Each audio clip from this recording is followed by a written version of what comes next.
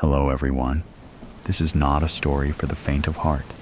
Today, we will be stepping into the darkness of the most gruesome cases, where evil not only exists, but also leaves bloody and haunting traces.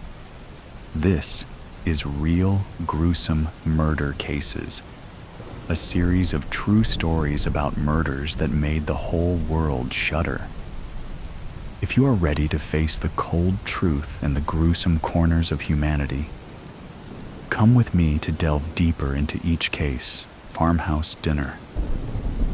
Christina wondered how long she should wait before she reported her husband missing. 2 days seemed too soon, but a week too long. Who would take a whole week to notice their husband missing? She held her hot cocoa in both hands, sipping it slowly as she watched the gentle flakes drifting through the pine trees.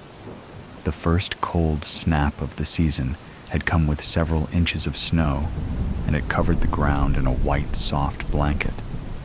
She loved being alone in her kitchen, and had spent the morning rearranging her utensils, the pots, and her knives for practical use. Everything had a place, and a place for everything. Christina looked around her small house, the contour of her entire world. She didn't miss him. The house felt lighter, cleaner since he walked out the door that last time. Did she even want him back in her life? She frowned. She had to get back to work. Mick's words rang in her head. "Stop standing, get working." Mick couldn't abide her standing still. Everyone and everything on the farm had to have a use. Mick, of course, accepted. He could sit around and drink, complaining the world had it in for him. She put on Mick's thick flannel jacket, much better than her own, only slightly too large, and checked on the chickens, tossing seeds to them, then the few sheep, all safe in the barn. She looked around at what needed fixing, potential improvements. New opportunities for the old equipment clicked through her mind, adding to the long list. She lifted a bale of hay high to drop in the feed chute. The years of farm labor had made her body strong. Once back inside, she looked in the refrigerator. The meat she had pulled out from the deep freezer had thawed, and so she added spices, putting it in the oven with yellow potatoes and peas.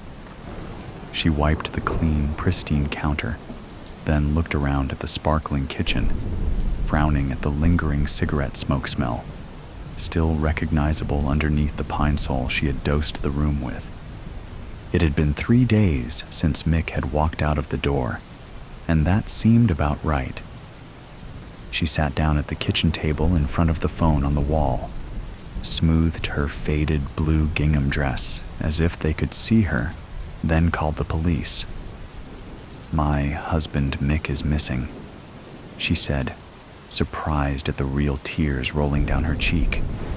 She did miss Mick, his warm body and his gentle laugh.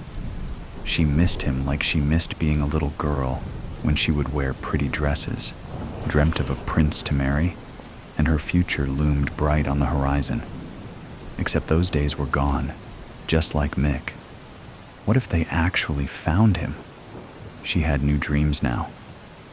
Coffee, officers, or hot cocoa, maybe.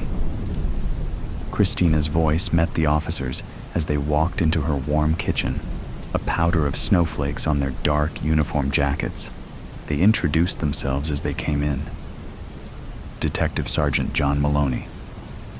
Tall and thick with a jaw like a dump truck, he stomped his feet on the stoop before ducking into the house. Behind him, slight and pretty, with her blonde hair pulled back tight in a bun, Officer Kelly Marks stepped inside. "That's quite a road to get here. Lucky we had my 4x4 Bronco. Your little Jap car would have never made it through." D.S. Maloney's voice boomed in the small house, looking over at Officer Marks, who just grimaced at the repeated joke. "Thanks." D.S. Maloney took a coffee, and Officer Marks took a hot cocoa with a Gracie has. "I speak English." "So, you are Christina Santos, and you called about a missing person. A Mickey Mouse, maybe? D.S. Maloney laughed with both thick hands on his hips, his elbows waving, the international flags of asshole. D.S. Maloney snorted at his joke. Both women's eyes stayed on the floor. His name was Mick, Christina said in a low voice. Mick, your husband, has been missing. Officer Marks looked down at a small, pristine notebook. For 3 days?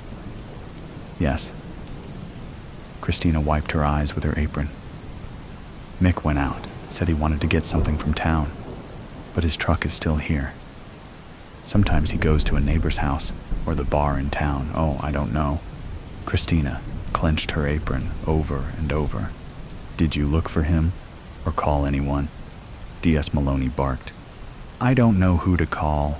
I don't know his friends, other than the men at the Iron Door in town. I called the bar, but he wasn't there. Okay, do you have a description? Officer Marks held her pen at the ready. We can call the local hospitals, other police stations to see if he has turned up. Well, he's a bit taller than me, has dark hair and thicker. She put her arms out, forming a large belly. And his face? Christina squinted one eye closed and turned her face into a deep scowl. Oh. Office Marks turned away with a frown. Mean mug. Any idea where he could be? D.S. Maloney looked in a cupboard, as if the missing man had been put with the canned peaches instead of the tins of sardines. Maybe he was walking in the forest, chasing a dog or a deer, and he fell and broke his leg. Christina mimed her leg collapsing, hopping, and then, in the snow. She wrapped her arms around herself and shivered. Or a wolf got him. Her strong hands turned into a biting wolf, attacking Officer Marks's arm, who leapt back from the snarling, yapping fingers. But most likely, he'd just run off, tired of me. Christina's chin fell into her chest. D.S. Maloney and Officer Marks caught each other's eyes. I'll check outside. You look around in here.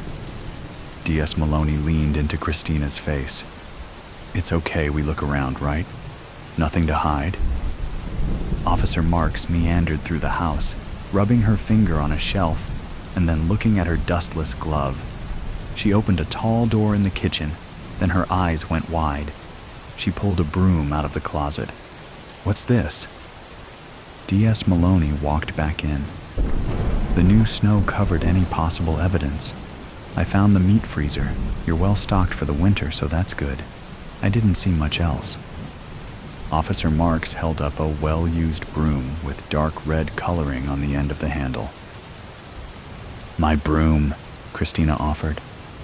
Is this blood? D.S. Maloney took the broom, his eyes blazing. Sometimes. Christina's hands squeezed her apron against sharing her secret shame. Mick used that if the kitchen wasn't clean enough. Officer Marks looked around the kitchen with her eyes raised. We're going to test this for blood. You want to change your story? No, you can see. Christina pulled her hair back to show a gash, dried blood still dotting the wound. I cleaned up the rest. She collapsed in a chair. Mick used to be helpful, but we lost so many sheep with the scrapie outbreak. Then with his drinking, I wasn't allowed to leave, just work the farm. Mick wanted me to do so much, but he did nothing but drink and curse and hit. Christina fell into deep sobs, her face in her apron. He just wasn't any use, don't you see? D.S. Maloney looked away, then his nose lifted into the air. Well, that smells good. What is that? Christina looked up. That's dinner. I thawed some meat. I needed to cook it. She stood up and looked in the oven. It's done now. I can't eat it all. I had hoped Mick would come home for dinner, but... Christina pulled a long roast out of the oven, the meat pulling back from the bone. Rosemary and thyme filled the kitchen with the aromas from the well-cooked meat. Do you want some? We can't let anything go to waste on a farm. D.S. Maloney looked at Christina, his eyes narrow, and then smiled. Heck yeah, I'm starving. Sitting at the table, he had a large napkin tucked into his shirt collar, a knife in one hand, a fork in the other. We can't do any more searching now. It is too dark and cold. He belched, loudly. This is real good, by the way. I have an idea. He pointed his fork at Officer Marks. Back at the station you call around, hospitals, other police stations. I bet he's in someone's drunk tank sleeping off a bender. Good idea, sir. Officer Marks's eyes swept the ceiling before turning to Christina. I thought this would be lamb, since you have a sheep farm, but it is something different. Christina looked up. Her mouth dropped open before she clenched her teeth. Pig, she muttered. A little tough, but pretty good, I agree. She stood up and went to her refrigerator. I have more. She pulled out several bundles in rolled and taped butcher paper. Here is some ground meat. I can't use it all. You should take it. D.S. Maloney pulled off his napkin as he stood up and took the packages. We'll contact you when we have anything further. He nodded and left the kitchen. Officer Marks jumped up to follow D.S. Maloney outside. Sir, there was obviously a fight in that kitchen. I read a story once about a wife who killed her husband with a frozen lamb chop and then fed it to the officers who came to interview her. Do you think? D.S. Maloney narrowed his eyes at Officer Marks before shaking his head. That's the dumbest thing I ever heard of. There is no body. No, he just left. Not that I blame him. She's not all there. He spun his finger around his ear. Officer Marks stepped back inside. Christina stood at the sink, washing a large meat cleaver. We're going to go. Thanks for the meal. Officer Marks headed for the door, then turned back. You know, I had the craziest idea that you killed your husband with that meat you served us to get rid of the evidence. Christina's mouth dropped open.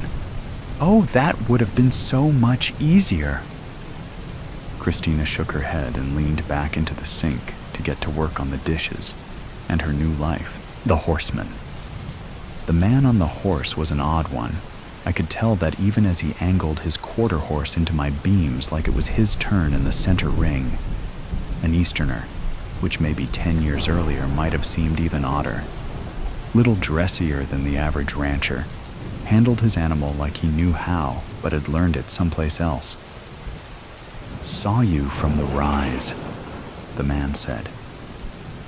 Easterner, all right. Kind of horse-faced fellow with a government haircut and a big nose that reminded me of the Jew families that had passed through the dust and winds in Pop's tourist camp on their way to California. Not that I gave a damn. Pop hadn't given a shit about God after he took Ma in 32, and so he likewise didn't give two shits about anybody's private dealings with the Lord with or without Jesus. No, it was the man's eyes. Big, calm, curious. Do you need some assistance? My old Nash 400 was running like a top on 4 threadbare but plump tires, and the trunk was flung open with the jack still clamped into place. And then there was the Indian blanket I'd got in trade for some janitor work at the last gas before the next last gas on the way to my pot of gold that had turned into a cesspool about 2 hours ago. Oh, and the shovel lying next to the blanket rolled tight like a Tulsa oil man's stogie on the dirt under the lip of the trunk. Even without Jesus putting his 2 cents in, it wasn't the way I'd been raised. But like I said, it was the eyes, unblinking even in my headlamps, and that slow smile he gave me as I pulled Pop's old Colt out of my belt and made him a third eye, like I'd done him the biggest favor in the world. I'd settled in Espanola a couple years after the Depression ended. though, or maybe cause I'd helped the town undertaker put a number of such folks under the shifting Oklahoma topsoil for a few pennies a body, I'd sought out someplace a little more off the path of men, desperate or stupidly hopeful enough to drag their wives and young ones through the valley of death to a pot of gold that didn't exist. But everything shrinks as we grow, my pop once said, and it wasn't too long until they started to trickle south off the California Trail into the desert. College types, engineers, they said, Easterners, Jews, I heard, and more than a few foreigners who weren't fooling anybody with names like Henry Farmer and Nicholas Baker. Now, I'd never been out of Oklahoma before Pop's lungs finally gave out, and I dug one last grave this time for free, and I'd sure as shootin' never met any Germans. As at the time we had an axe to grind with Mr. Hitler, I was a sight more than nervous about the funny voices with the funny names sidling up beside me at the local watering hole on a Saturday night. Didn't help that the government had bought out the ranch school and put me out of the first steady work I'd had since sorting the dead from Pop's barely paying guests. The school and its high-flown Eastern teachers and rich folks' kids playing cowboy seemed a bit silly to me, but groundskeeper's pay was decent, and the Ponzes treated me right. Felt no desire to stick around afterwards, even with the new jobs the government and their engineers were bringing to the area. What the Easterners and foreigners specifically were doing may have been the best-kept secret in the Southwest, but the tighter you keep the lid on the pot, the bigger the mess when things boil over. All anybody could guess was it had to something to do with that aforementioned scrap with Der Fuhrer, but folks got rattled with the army and the federal suits, cleverly watching every move the locals made. Bad enough, they were keeping Nazi prisoners and Japanese folks from California on ice down south at Fort Stanton. Seemed passing strange we weren't rounding up Germans and Italians who could blend right in at any military base or shipyard, but my 2 cents wasn't going to buy me anything but trouble, especially these days. The Denver and Rio Grande Western had ripped out the Chile line and pulled the tracks from Espanola in '42, but the town was hanging on between the nearby farms and the new government jobs 10 miles to the west. I was a handy sort with nowhere really to go, so I hung on too, in what passed for the middle of nowhere. If you want to make God laugh, tell him your plans. I think that's in the Old Testament, or maybe some tourist dropped that pearl on me on their way to the new promised land. As I now headed the opposite direction, back through Espanola and north past Taos into the mountains near the Colorado border, I could feel God's jeering presence. Poor time to get religion, with 2 bodies stuffed in the trunk and a ticket to hell waiting at the station for me. When I think about it, and believe you me, I have, maybe that's precisely the time. I put them deep in the Carson forest. It was a skill I thought I'd put behind me. But even the dead can surprise you. I was in my bed a few hours before dawn, contemplating and shivering on the bare mattress. It was sheep country. I could get a new blanket in the morning, though at this moment I wasn't sure of the need. Barring rattlers, the horse was the only one got off free that night. Hitler willingly gave up his ghost in the spring of '45, and his pal Mussolini got a date with a firing squad and a public showing strung up like the day's catch outside a Milan filling station. It took close to 3 more years to rein in Hirohito. After destroying the Japanese Navy and taking a string of Pacific islands, hemming the empire in nice and neat, we rained fire down on Tokyo, Osaka, Hiroshima, and Fukuyama. I say we, although I spent most of my stint with the 124th Transportation Battalion in Luzon, up to my elbows in axle grease and sweat. I'd signed up 2 months after that night in the forest, reasoning only more blood would wash away what was on my hands and my soul.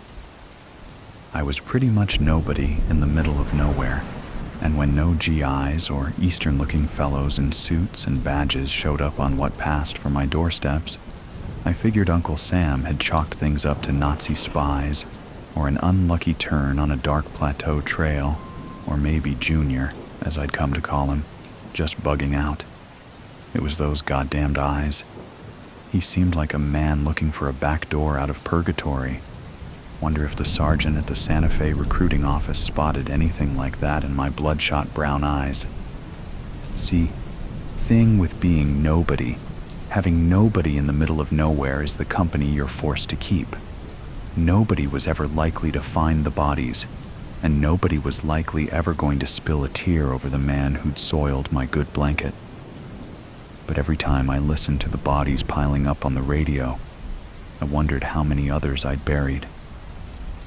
Just what was it that midnight Horseman had been up to at the old ranch school, with his army of eggheads with phony names and their army keeping the whole town under wraps? And why did most of the lot just pull up stakes a few weeks after? Had to be some kind of secret weapon, blow the Krauts and the Japs off the map, my guess. For one bleary moment, I thought my brain had contracted TB and an Irish brogue, but it was one of the Denver and Rio Grande Western's Gandy dancers who'd lost a knee and his toes and the works in between to a 3 p.m. coal car maybe 15 years ago. It hadn't broke him of the whiskey. He read too many of those cheap detective magazines with the gumshoes and masked crusaders and flying saucers and half-naked women about to be sawed up, or worse, and I'd had my wits about me. I'd have heard him creaking down the planks and cleared my stool. "And what makes you think that?" I asked, 'cause it was the noise I needed. "My sister's boy. He does some plumbing and odd jobs for them mad scientists down the road," the old man wheezed. "Seems like everybody's in an uproar over the boss fella gone missing a few weeks back. Seem to think there's spies all about, Nazis or commies or some such. Young Danny happened down the wrong hall, and the soldier boys there grilled him near to medium well." "Boss?" My voice went up a couple notches, but he was too stewed to notice. "Some Jew scientist from California supposed to be grand muckamuck of the whole operation. Jingleheimer, Weisenheimer, something like that. Some of the talk is, this Jew might be the spy." He leaned in on the half-leg and grabbed my sleeve as a thick cloud of coffin varnish sent me reeling back. "Now, you think about it, boyo. Why you think every man-jack's knickers are in such a knot, lest something big was in the works? You ever hear of atoms? You know, the stuff what we're all of us made of? Well, I hear tell Hitler and his boys have found a way to split them atoms, to just rip all of creation apart. Unless we get there first and blow the fella to hell first. Little wonder them Nazis would want to rub out Dr. Jingleheimer." He then toppled from his stool. I caught him halfway to the floor, jostled him back into place, and made for the door. Crisp desert night outside, the moon too close and stars scattered across the black, nothing like atoms torn asunder. I jumped in the Nash, somehow made it alive back to my shack, and packed for my penance. Recently leaked revelations allege the U.S. Defense and State Departments largely falsified published reports that Nazi Germany and Russia were on the verge of harnessing atomic fission as a potential weapon against America and its European allies, purportedly to spur Allied physicists to escalate development of such an atomic bomb to bring about a speedier surrender by Hitler's forces. That effort, referred to as the Manhattan Project, was conducted under a nearly impenetrable cloak of military security on the site of a former boys' academy near Los Alamos, under the auspices of preeminent theoretical physician J. Robert Oppenheimer.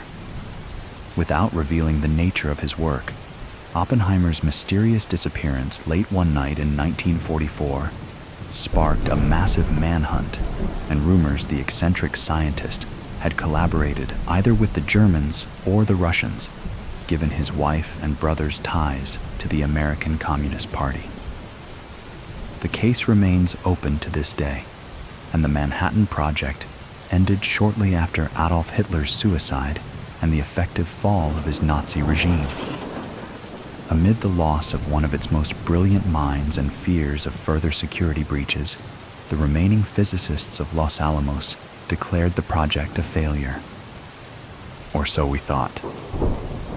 I talked this week with Isidore Isaac Rabi and David L. Hill, former Manhattan Project researcher. In a 60 Minutes exclusive, Rabi and Hill reveal for the first time that they and other project scientists concerned about the long-range implications of atomic warfare conspired to conceal their findings from the military. Rabi, Dr. Oppenheimer himself voiced doubts about the sanity of releasing such a force into the world, but he was under intense pressure to beat Hitler, beat Stalin to the punch. None of us knew we alone held the keys to a Pandora's box, but without Robert's zeal, we reached a hard but crucial decision. There are questions which illuminate, and there are those that destroy. I was always taught to ask the first kind. The only answer to the question of the day was destruction. If not merely the instantaneous vaporization of entire cities and the then unquantified after effects of ambient radiation, then the geopolitical stranglehold and atomic arms race between the US, Russia, perhaps even the former People's Republic of China would impose upon the human race. And imagine if such a weapon were deployed. There would be no defense, no deterrence, only annihilation. Rabi was awarded the 1944 Nobel Prize for his discovery of nuclear magnetic resonance, a major breakthrough in medical imaging and diagnosis, and his work in microwave technology revolutionized military and commercial radar systems and led to the introduction of the home microwave oven in the mid-1950s. Meanwhile, following the dissolution of the Manhattan Project, project team member David Hill headed up the Federation of American Scientists, later to become the Global Federation of Responsible Scientists, with the overthrow of Joseph Stalin and subsequent collapse of communism across Russia, Eastern Europe, and Northern China. Under Hill's leadership, the Federation worked with the U.S. Atomic Energy Commission and other international agencies to design virtually fail-safe atomic reactors, which have all but replaced coal-fired power facilities and have been credited with greatly reducing air pollution around the planet. We reached Dr. Hill at his Santa Fe home. Hill continues to defend Oppenheimer's patriotism and loyalty, as he has since President Truman branded the missing physicist a traitor in league with communist factions. Hill. The consensus was that the specter of atomic warfare and destruction would come to eclipse any prospect of science in the public interest. We've harnessed the power of the atom to save lives and provide clean, safe energy. I posit we'd never have put men and women on Mars, nor developed a seamless worldwide web of satellite communications and technology had we created a world occupied solely with averting global apocalypse. Wallace. Not everyone concurs with your assessment. Retired Major General Boris Posh, who headed up the investigation into Oppenheimer's disappearance in 1944, argues you and your colleagues withheld vital scientific information that might have ended the war 4 to 5 years earlier, saving, in his words, countless American and civilian Japanese lives. And to this day, Posh believes Oppenheimer was complicit either in your deception or acts of espionage. He's pushing the Justice Department to bring formal charges against what he called the Manhattan conspirators. Your response? Hill. Mr. Wallace, I'd invite you to imagine a football stadium filled to the rafters with all those American, British, Australian, Russian, Japanese casualties. Then imagine dropping a bomb that would wipe out an area 5, 10, 100 miles around that stadium. Then look ahead at the radioactive wastes that would linger in the air above that area for months, possibly years, that might carry across possibly thousands of miles. Multiply that by as many bombs as it might take to prove we mean business. As for Dr. Oppenheimer, you have to understand the exhaustion and stress we were all under. Robert's way of dealing with that pressure, his doubts about the work and its consequences, was to ride the mountain trails around Los Alamos, through the Sangre de Cristo and the Jemez mountain ranges. He loved New Mexico, and he loved his horses. We were on the verge of a key breakthrough at that point, and he vanished shortly after supper. Most of us knew where he'd probably gone, and when they found his horse wandering around the plateau about 3 miles off, we figured he'd met up with some kind of misadventure. Dr. Oppenheimer would never have let that animal to languish in the wilds. That was something General Groves and his men would never understand. It was a small item on the Sunday news feed, but the Tao's byline had caught my eye. A massive flash flood had uncovered, and a trio of hikers had discovered what looked to be the skeletal remains of 2 adult males, one wrapped in the shreds of a decomposed wool blanket. A couple ribs shattered by one bullet, another bullet found rattling around in his companion's punctured skull. They'll surprise you, all right. And with them, the rest comes surging back. The soldiers, the flyers, the privates and colonels and generals, the moms and dads and sons and daughters caught in the Spitfire, the moms and dads and sons and daughters snared in limbo, merely for being the face of the enemy, or a fair enough approximation.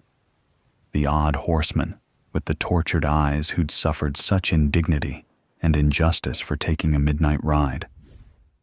I'd taken a single souvenir that night in the forest, secreted it away to the Pacific on the second great California migration to find that golden pot in the airplane plants and the aeronautics trade, tucked it in a bedroom drawer through a marriage, 2 sons, a funeral, and 2 graduations, buried it deep packing for that one final job far, but not far enough away. Now, it seemed, was the time. It had been a tough week in the field, and I'd hoped to catch the satellite feed of 60 Minutes and maybe Columbo, but this finally seemed the time.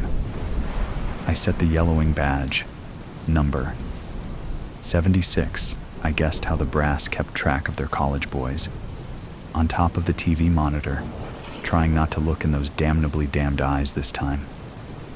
Bye, JR. Then I wrote this for you, whoever you wind up being. You can see the right people get it. Then I think I'll step out for a bit of air.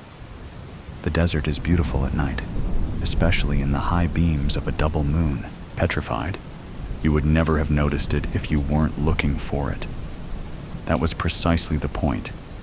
The instructions given in my embroidery group had been clear enough.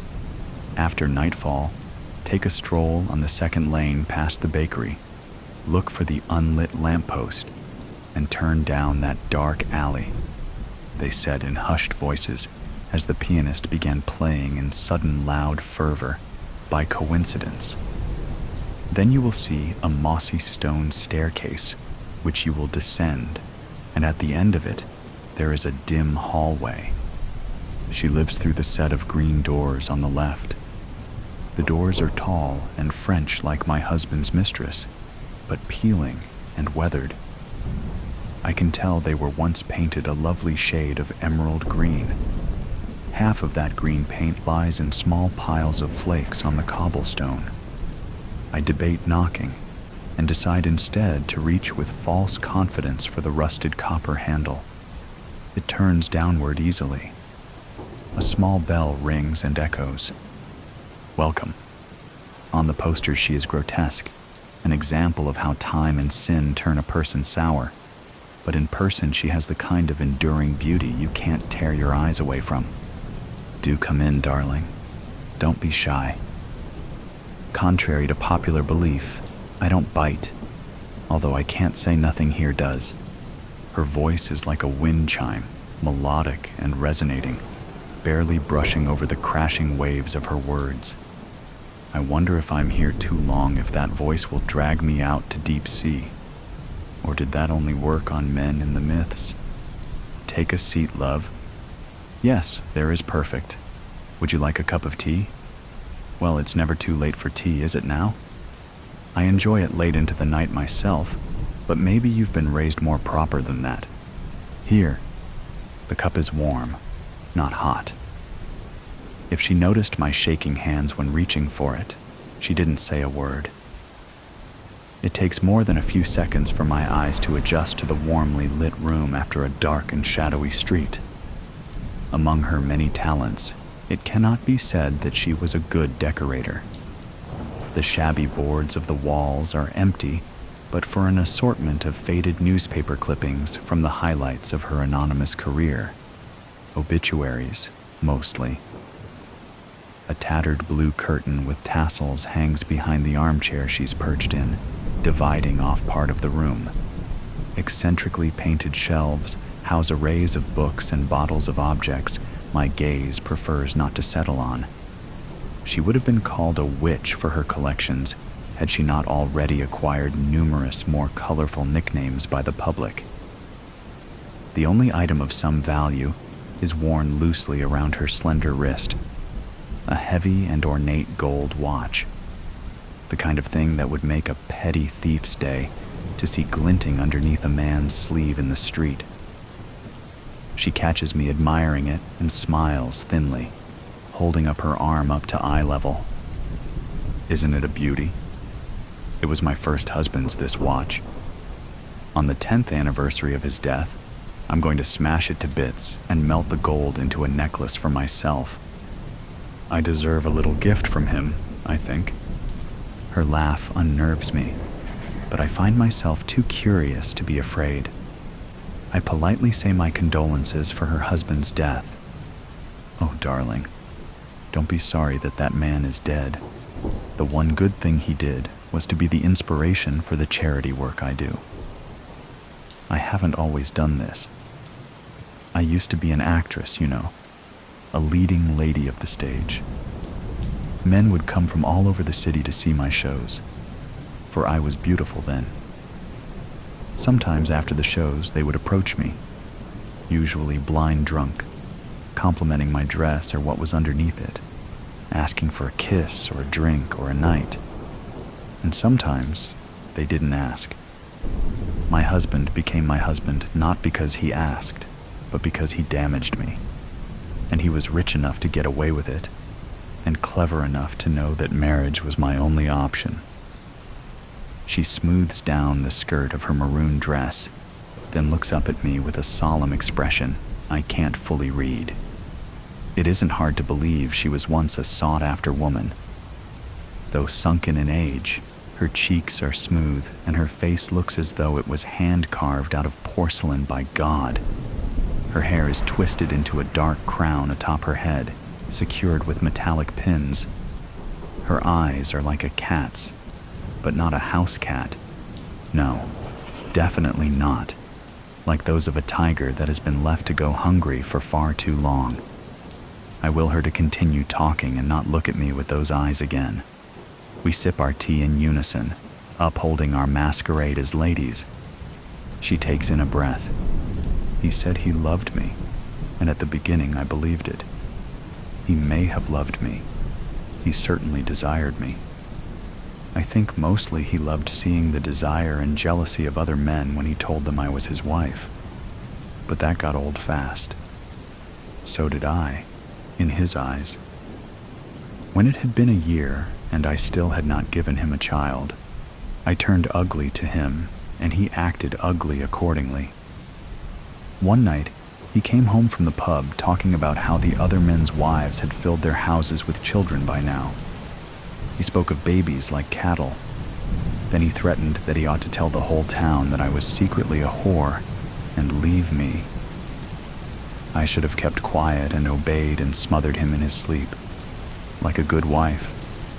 Instead, I promised him that as long as I was alive, I would never let a child be born cursed enough to have him as a father. I'm sure you know what happens next. Or otherwise, you wouldn't be here, my darling. She traces a scar on her chin that I hadn't noticed before, extending along her jaw to the start of the delicate bones of her neck. I imagine it snaking around the rest of her throat in a ring, strangling her pale skin, and my breath catches. It looks as if lightning struck her. She was struck, though not by something as rare as lightning. I instinctively touch my collarbone where I know without looking there is a ghastly bruise. My modest neckline covers it, but somehow it feels like she knows it's there.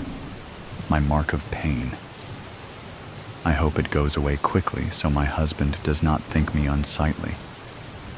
But then again, perhaps that will not be necessary. I nod at her meekly to show that I do know what happens next. I can't say whether he truly meant to kill me, but to hurt me, to wound me, to make my thoughts and words disappear in flames. He meant that with all his heart. The funny thing is, it was him who made my words true. Of course, he couldn't have known that I was with child. Even I did not know then. After, no one would ever get to know.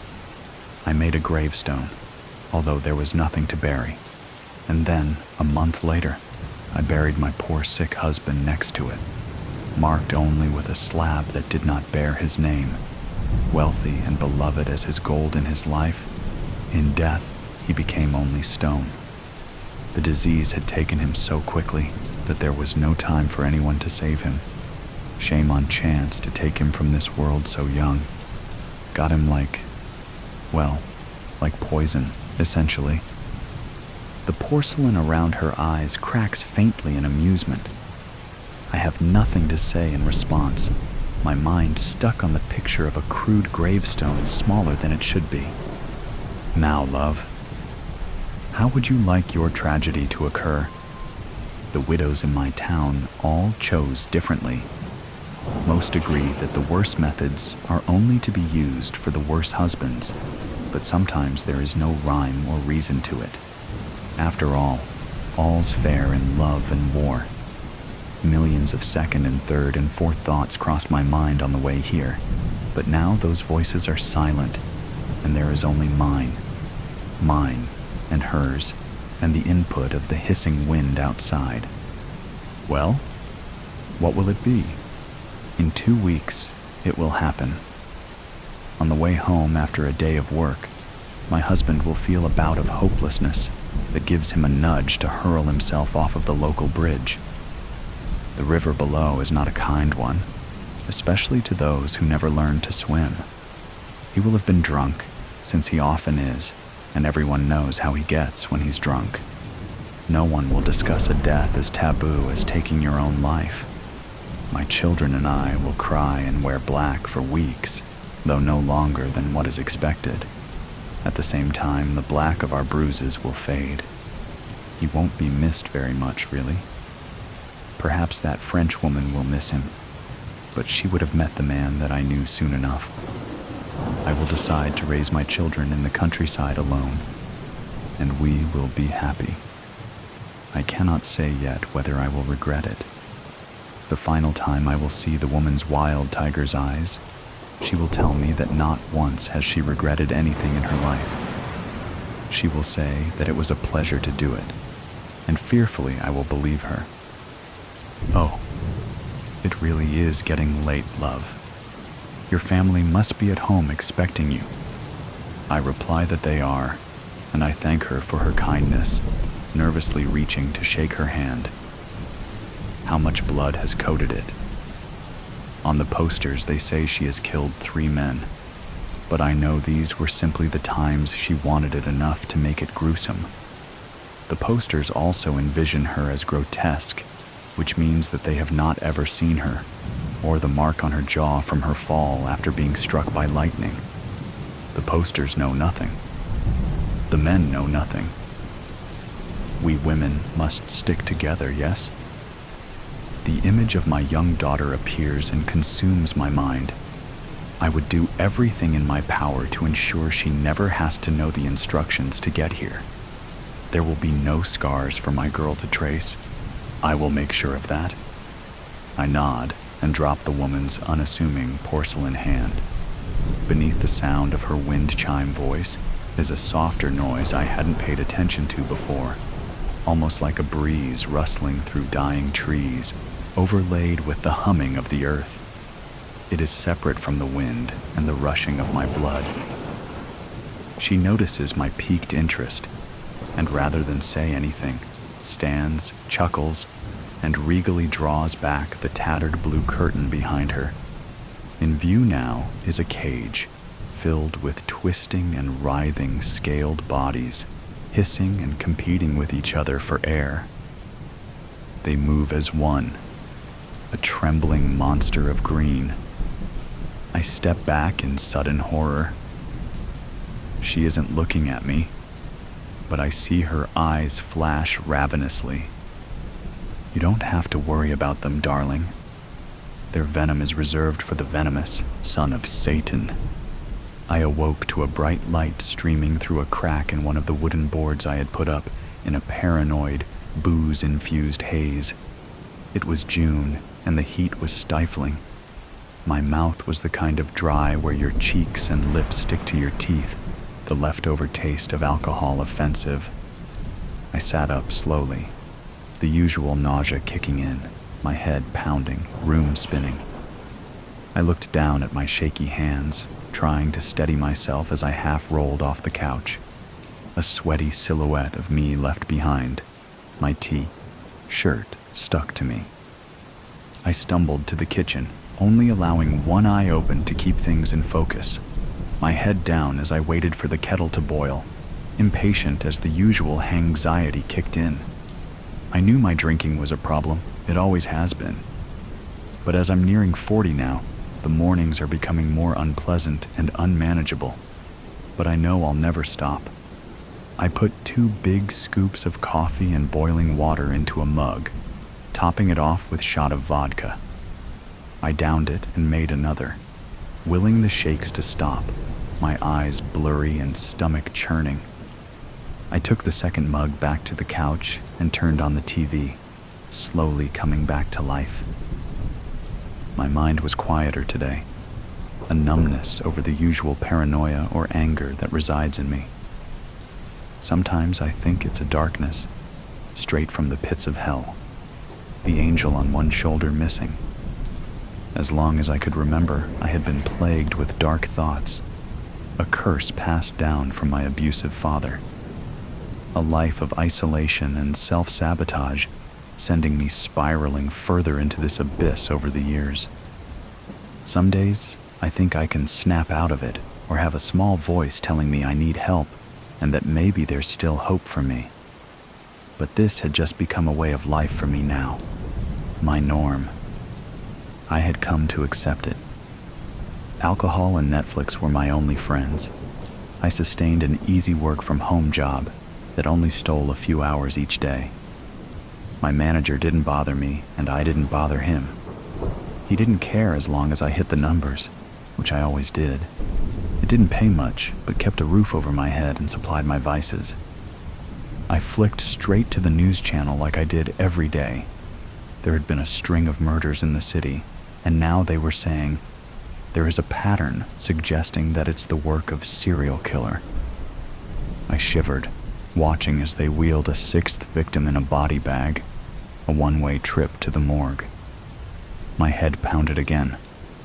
I swallowed some paracetamol with a swig of vodka, not taking my eyes off the TV. The killings had been brutal. I watched along each time with a morbid curiosity, like I was watching a fictional Netflix series about serial killers, almost forgetting that these were people living in the same city I am.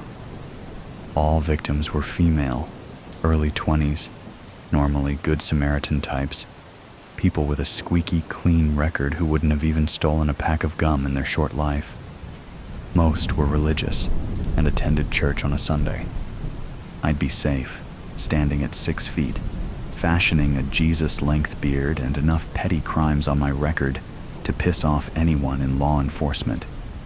The media were raving about the symbolism the killer left behind and had even given him a nickname, Son of Satan. It doesn't quite have the same ring as Jack the Ripper or the Zodiac Killer, but they were just scratching the surface of what he does and what he is capable of. This guy was different.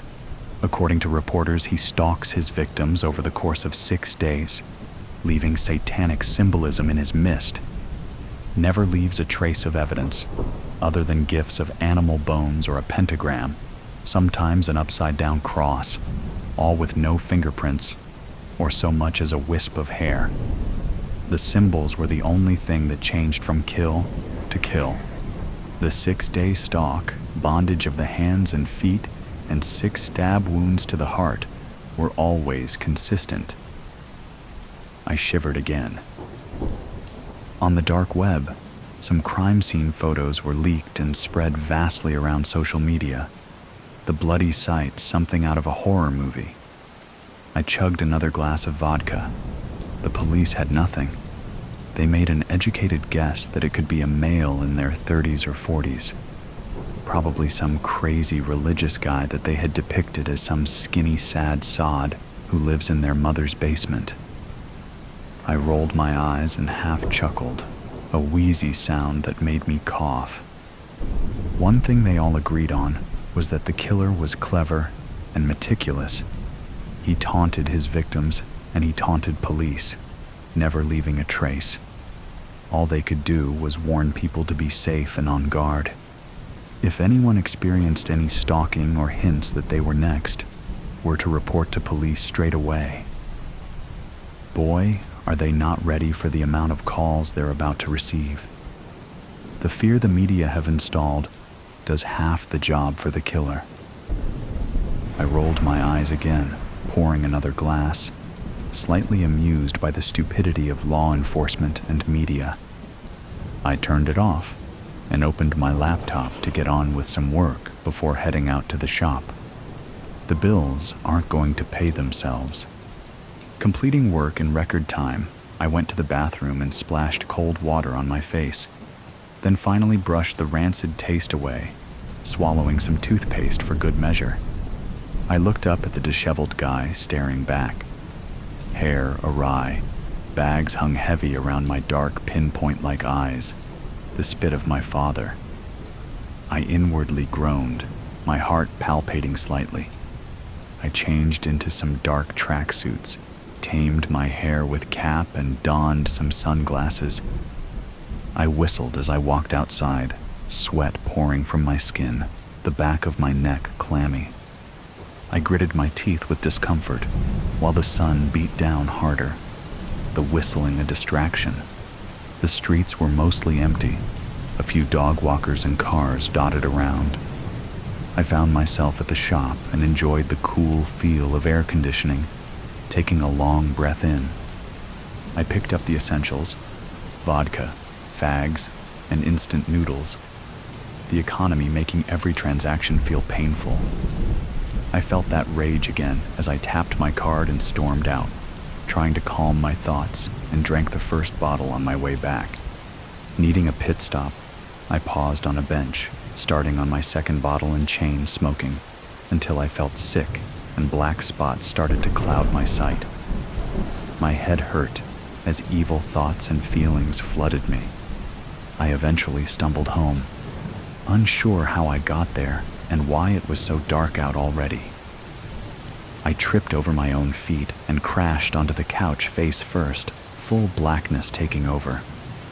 I was in and out of consciousness for several days, time missing as I looked at my watch and realized nearly a week had gone by. I really need to stop drinking. I went to the kitchen. Coffee, vodka, couch. The routine continued. I turned the TV on, and yet another murder had occurred, less than a mile from my home. Same pattern for the most part. I smirked and flicked to the next channel. Headline: Son of Satan breaks pattern. My eyebrows creased and my heart rate picked up. killer stabs victim 6 times to the abdomen, left the house in disarray. Forensics have bagged new evidence. That couldn't be right. My father's voice boomed in my head. I switched to another channel. Son of Satan, copycat killer. New information has come to light as detectives connect current killings with a string of murders with similar symbolism and pattern that happened 30 years ago in the countryside. Killer was never found. The voice boomed louder. I ran to the bathroom to throw up and realized my clothes were soaked with blood. I fucked up. My father would be writhing in his grave. His idiot son carrying on his legacy gets caught because he can't handle his booze. I threw up again.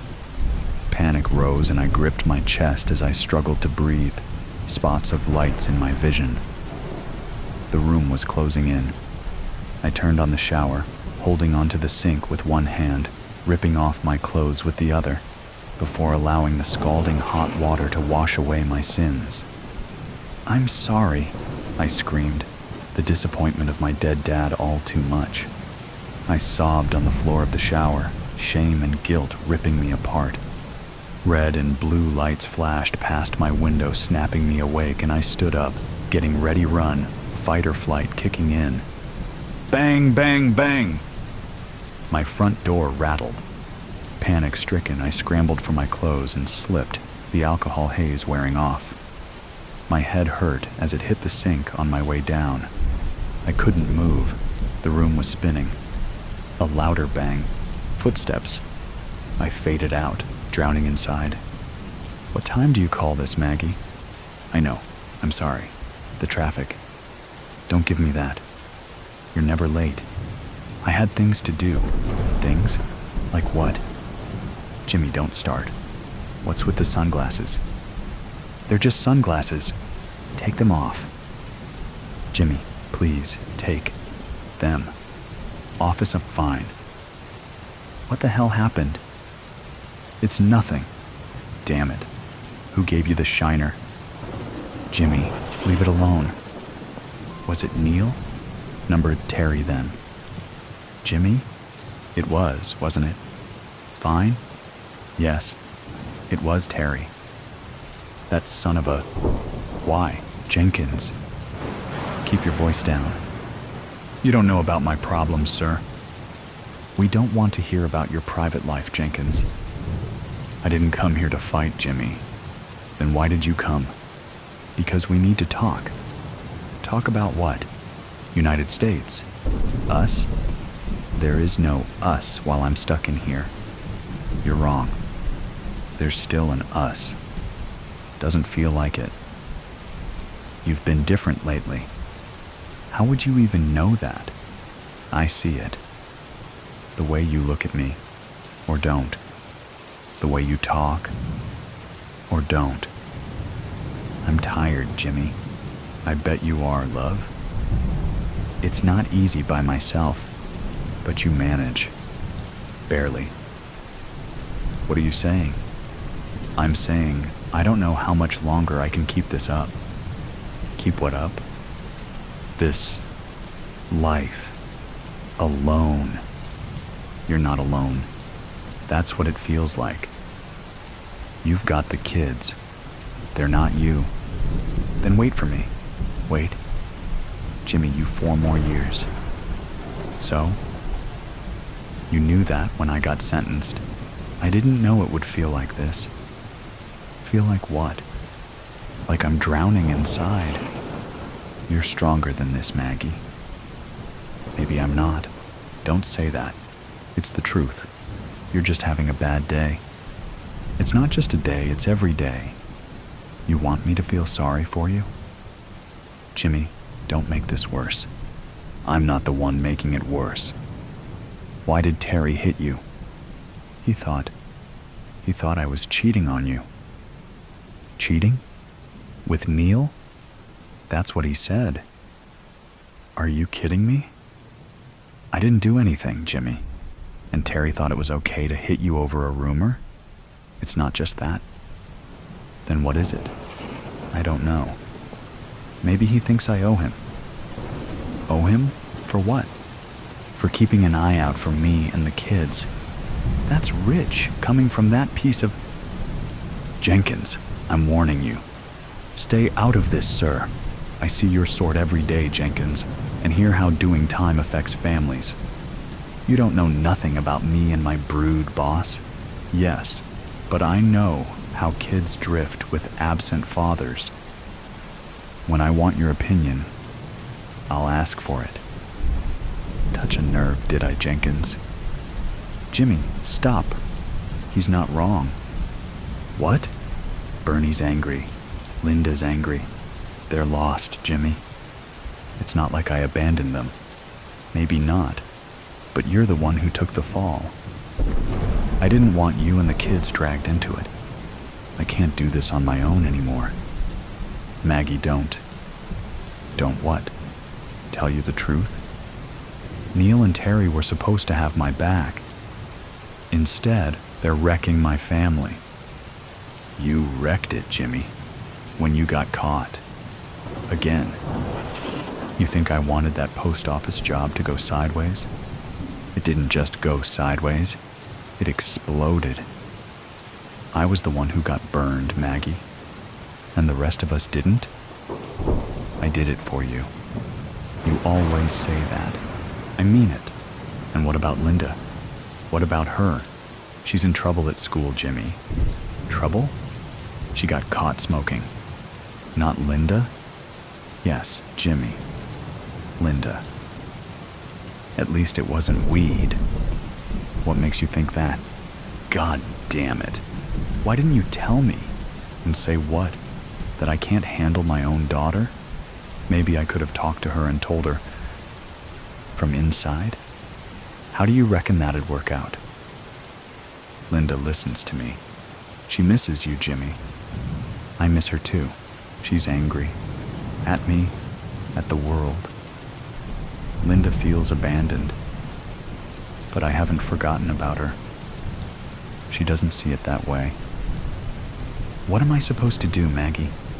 Maybe you should have thought about that before taking on another job. I didn't plan for things to go wrong, but they always do. This was supposed to be my last job. That's what you said last time.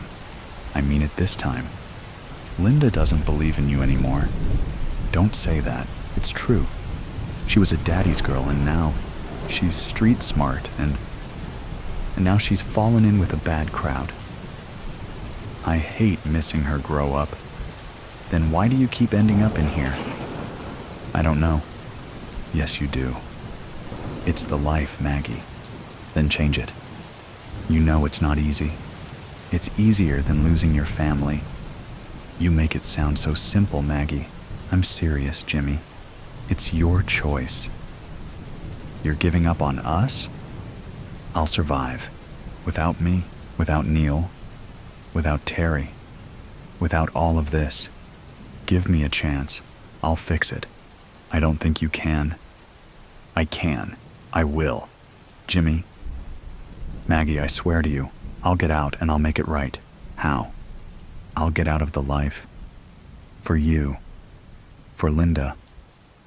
I've heard it all before. This time I mean it. You better, Jimmy. Maggie? There's something else, isn't there? What do you mean? The bruise, the sunglasses? You've been crying. There's more. It's Bernie. Bernie's tough. He'll be fine. He wasn't fine last night when he crashed his motorbike. What happened? He's in the West Middlesex. Why didn't you tell me sooner? You've enough to worry about. But he's my son, Maggie. Your son? He barely talks about you. What do you mean, he? You two never got along. That's not true. It is, Jimmy. He's angry, just like Linda. Is he going to be all right? The doctors think so. What happened? He saw the bruise. He got angry. Went out on his bike to blow off steam and lost control. Because of Terry? Because of everything, Jimmy. Maggie, Don't. Just stop. I'll make it right. You keep saying that. I mean it. Then prove it. Time's up, people. Let's be having you. Maggie, please, don't give up on us. You know I can't promise that. You can't leave me now. Goodbye, Jimmy. I'll change. We'll see.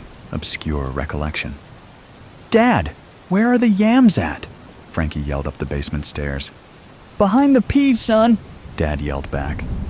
As Frankie walked to turn the light switch off, he looked over at his father's terrible masonry job that he did right after Frankie's 12th birthday.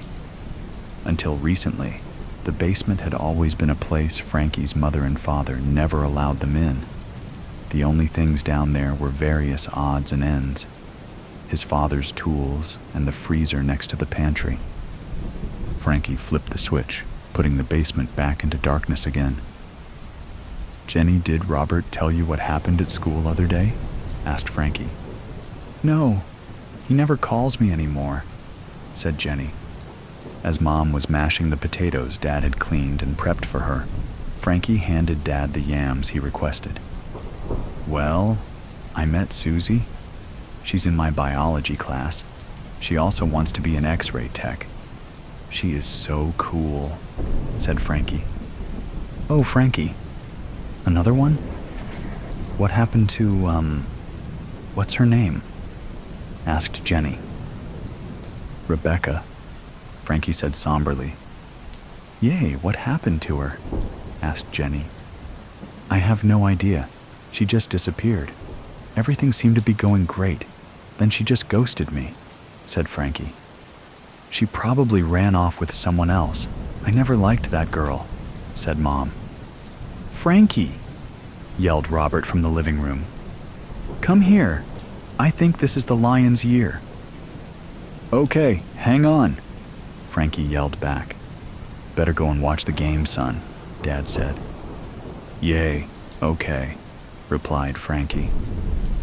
It was Thanksgiving for the Goldsmiths, a real family affair. All the kids were out back with their father, Jenny's husband, playing in the snow. Mom was trying to finish the pies, and Jenny was doing the usual Wordle on her phone. Robert was in the living room watching the game. The usual Thanksgiving chaos.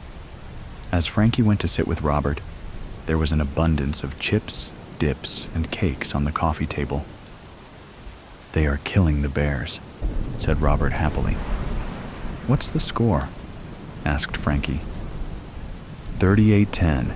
It's going to be their year, I swear, said Robert. As Frankie kicked back watching the game with his brother, the kids were on the back deck taking off their snow gear, and Robert started complaining. He was not a kid person. The three siblings were all completely different due to being adopted. However, they were still solid in their bonds with each other, and Robert always kept his opinions to himself. My name is Frankie Goldsmith. I am here on Thanksgiving telling a story so screwed up, it's hard to tell it without it sounding like a Criminal Minds episode. No, seriously. If I was outside my head, I wouldn't believe it myself. Let's get back to it. Frankie was in college chasing a degree as an X-ray technician. His sister Jenny was the oldest, being in her mid-30s with 3 children. Her husband, James, was a salesman with a local company. He was a good guy who went to work, came home, and enjoyed his simple and organic life. Everyone to the table! It's time to eat! Yelled Dad. Everyone rushed to the table. Mom's cooking was impeccable. This was one of 3 major meals cooked at the Goldsmiths that was off-the-chain delicious. The other 2 are Easter and Christmas New Year's. All the food was great and unique to its holiday. As they gathered around and sat, Jenny's twins, Lenny and Lucy, started arguing. I want to sit next to him, shouted Lucy. No, I am, argued Lenny. Stop it, you two. Olivia, you sit next to Paw, James said to his oldest daughter. Lenny and Lucy seemed to argue about everything. We all settled into our seats and grabbed our neighbor's hand so Dad can say grace, which was one of our family traditions.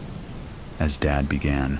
That's when this story goes from 0 to 100 real quick. Father, as we gather here today, we give thanks to you. Crack. Boom. The front door exploded open, and in rushed at least 30 police officers, fully armed and yelling for everyone to get on the ground. 2 of the officers grabbed the children and rushed them out the hole where our parents' front door used to be. Now, let's pause. You gotta be wondering, what in the hell is going on? Let's back it up just a little bit, like 6 months. We will get back to it, I promise. First, I gotta catch you up some so you understand what the hell is happening. Jenny showed up around 10:30 a.m. to talk to Mom about the new outfits she purchased for Olivia. I was at the table studying for an exam I had later that week. Jenny chatted to Mom about the clothes, then she started to explain that she saw a TikTok about a cold case that reminded her of a reoccurring dream she had. Mom's face went blank and she asked, "What did you do, Jenny?" "Nothing. What do you mean?" Jenny replied. The room lost all its happy energy as I picked up Mom's vibes. Oblivious, Jenny continued to talk about this TikTok and how she thought it was about her birth parents. "Mom, you said the orphanage told you that my parents were very young and just left me there?" Jenny asked. "Yes, dear. Now enough of this talk. I need to go to the grocery store. You two lock up if you leave," Mom said. Something was definitely up to something. Mom appeared so rattled as she was fumbling about. She left in such a hurry she forgot to grab her phone. Jenny came over and sat at the table with me. "Frankie, I have to tell you something, but you can't tell Mom and Dad," Jenny said with a serious expression. I nodded and she asked, "Have you ever heard of 23andMe?" "No. What's that?" Frankie asked. "They use DNA to find out your ancestral family tree. I sent off my DNA and discovered that I am from Northern Africa," Jenny said. "Okay, why the sudden interest?" Frankie asked. "That is not important. What is important is that I found out who my birth parents were," Jenny said. "Were?" Frankie asked, puzzled. "Jenny, what is going on?" "Hang on." Jenny got up and walked over to the counter where Mom's phone was and picked it up. She tried to unsuccessfully unlock the phone twice. "What are you doing?" Frankie yelled. "That's Mom's phone. You are acting crazy." "I got to know for sure, Frankie," Jenny said. Frankie paused a minute, sighed heavily and said, "Try our birth years." The phone unlocked and Jenny started to go through it, and it was all normal stuff. "It doesn't make sense," Jenny said quietly. "Will you tell me what is going on?" "What did you think was going to be on it?" Frankie asked. "Frankie, Mom and Dad kidnapped us," Jenny blurted out. "There is no orphanage. My name is not Jennifer Goldsmith, it's Ada Abimbola. My parents and I went missing 31 years ago." "What? This can't be true. Mom and Dad would not do this," Frankie yelled. "Frankie, I researched it. It's true.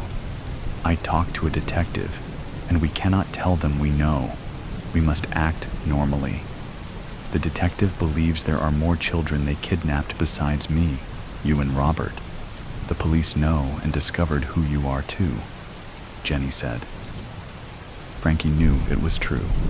As hard as it was to believe, he could feel it. What now? This was all he could think.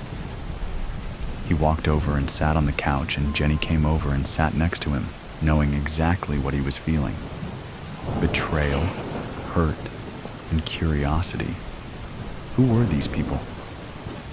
"Frankie, we must work with the police.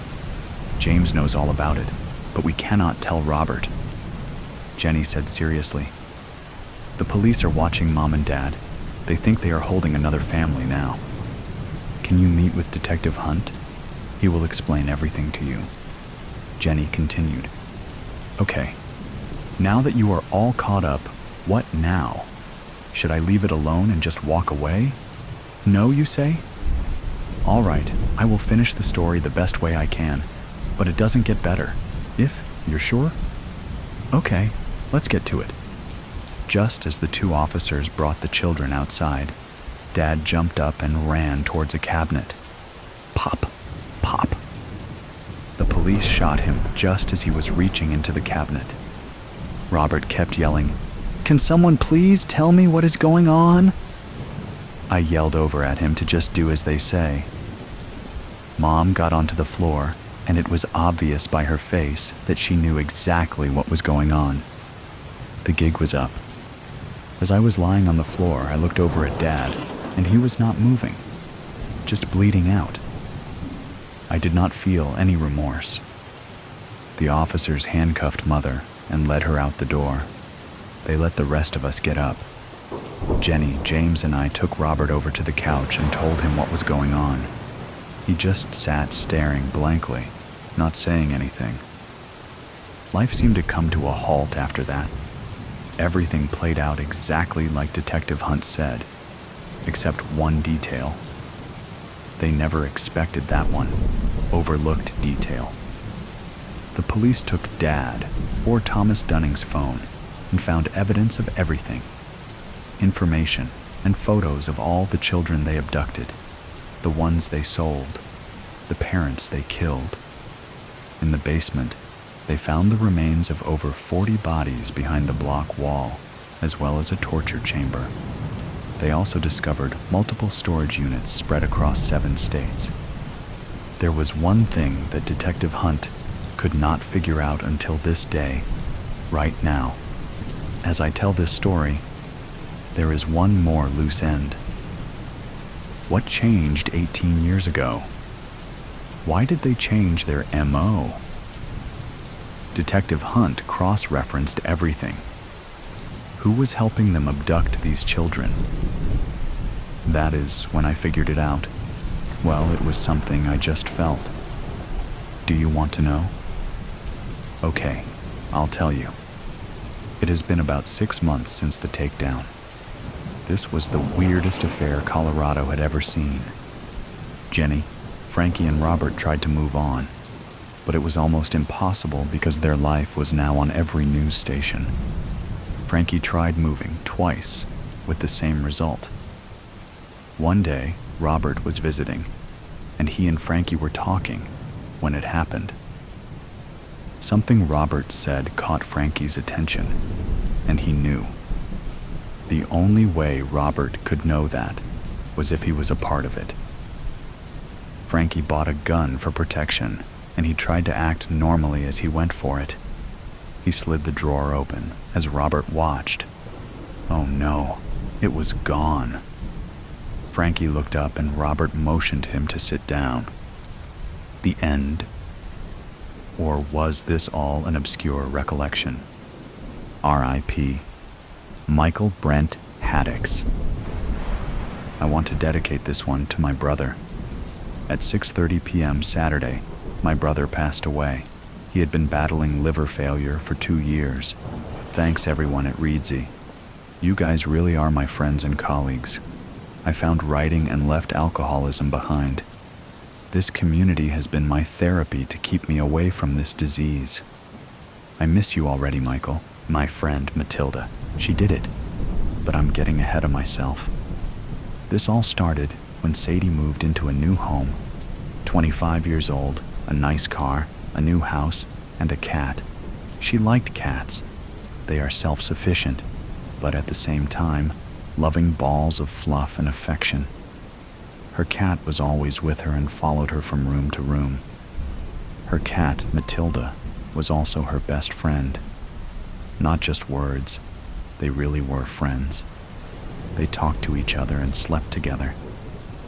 Moving into the house and setting it up was seriously the first adult thing she ever did. She got the house for a great price, and the previous owners told her they needed to sell fast because they took a job in California and needed to be there by the 1st of the month. She remembered this house when she was little. Her aunt lived here, and her mom and her would visit a few times a month. Her aunt had a little girl she played with when she was there. Maddie was her name. They loved playing dress-up and could play forever. She had a favorite doll she carried with her everywhere. It was an off-brand Barbie-type doll, but it was dressed like a hippie and had blue hair. Sadie thought that was the coolest doll in the world, and when they played, the doll went on adventures, traveled all over the world, and always came home from her trip and took a nap. Sadie and her mom went to the house one day, but Maddie wasn't there. Her mom told her she was gone. Sadie figured she had moved and went in to play with the toys again. But Sadie felt like Maddie was there, playing with her. Maddie told her she would be with her forever, and she was. Sadie and her mom would come over, and Sadie would go to Maddie's room and play. She knew Maddie was there, in the room. Maddie told her where she was, but it did not make sense. Sadie never told an adult what Maddie told her. They stopped going over to the house after a few months. She thinks they moved out and went to another town. She heard her mom telling someone that they went upstate. They never talked about where, nor did they mention a place, just upstate. Sadie grew up and did well in school. She knew things thanks to Maddie, and because of that, she got away with a lot that she shouldn't have. But once she started college, that feeling and precog inkling disappeared. These days, she never thinks about it. Lately, though, she's getting that little tickle again. She knows things and has a familiar feeling that she can't shake. At night, she dreams amazing dreams. During the day, she sees things around her, people, events, and places she dreamed about the night before. Maddie was back. The little girl, Maddie, not someone her age. She thought about that, and it made sense to her. She knew her at the age of 6 and 7, and to Sadie, Maddie would always be 7 years old and carry the hippie doll with blue hair. A few weeks after they moved into the house, Matilda started a strange ritual.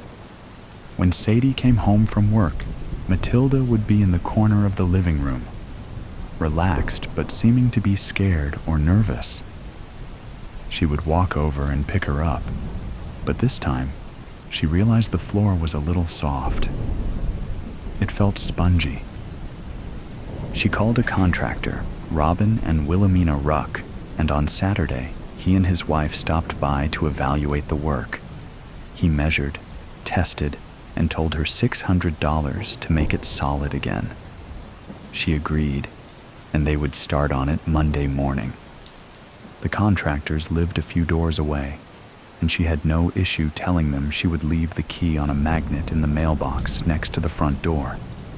At 8 o'clock, she left for work, leaving the key where she had said. And at 10:30 on the dot, Wilhelmina called and told her she needed to get home now.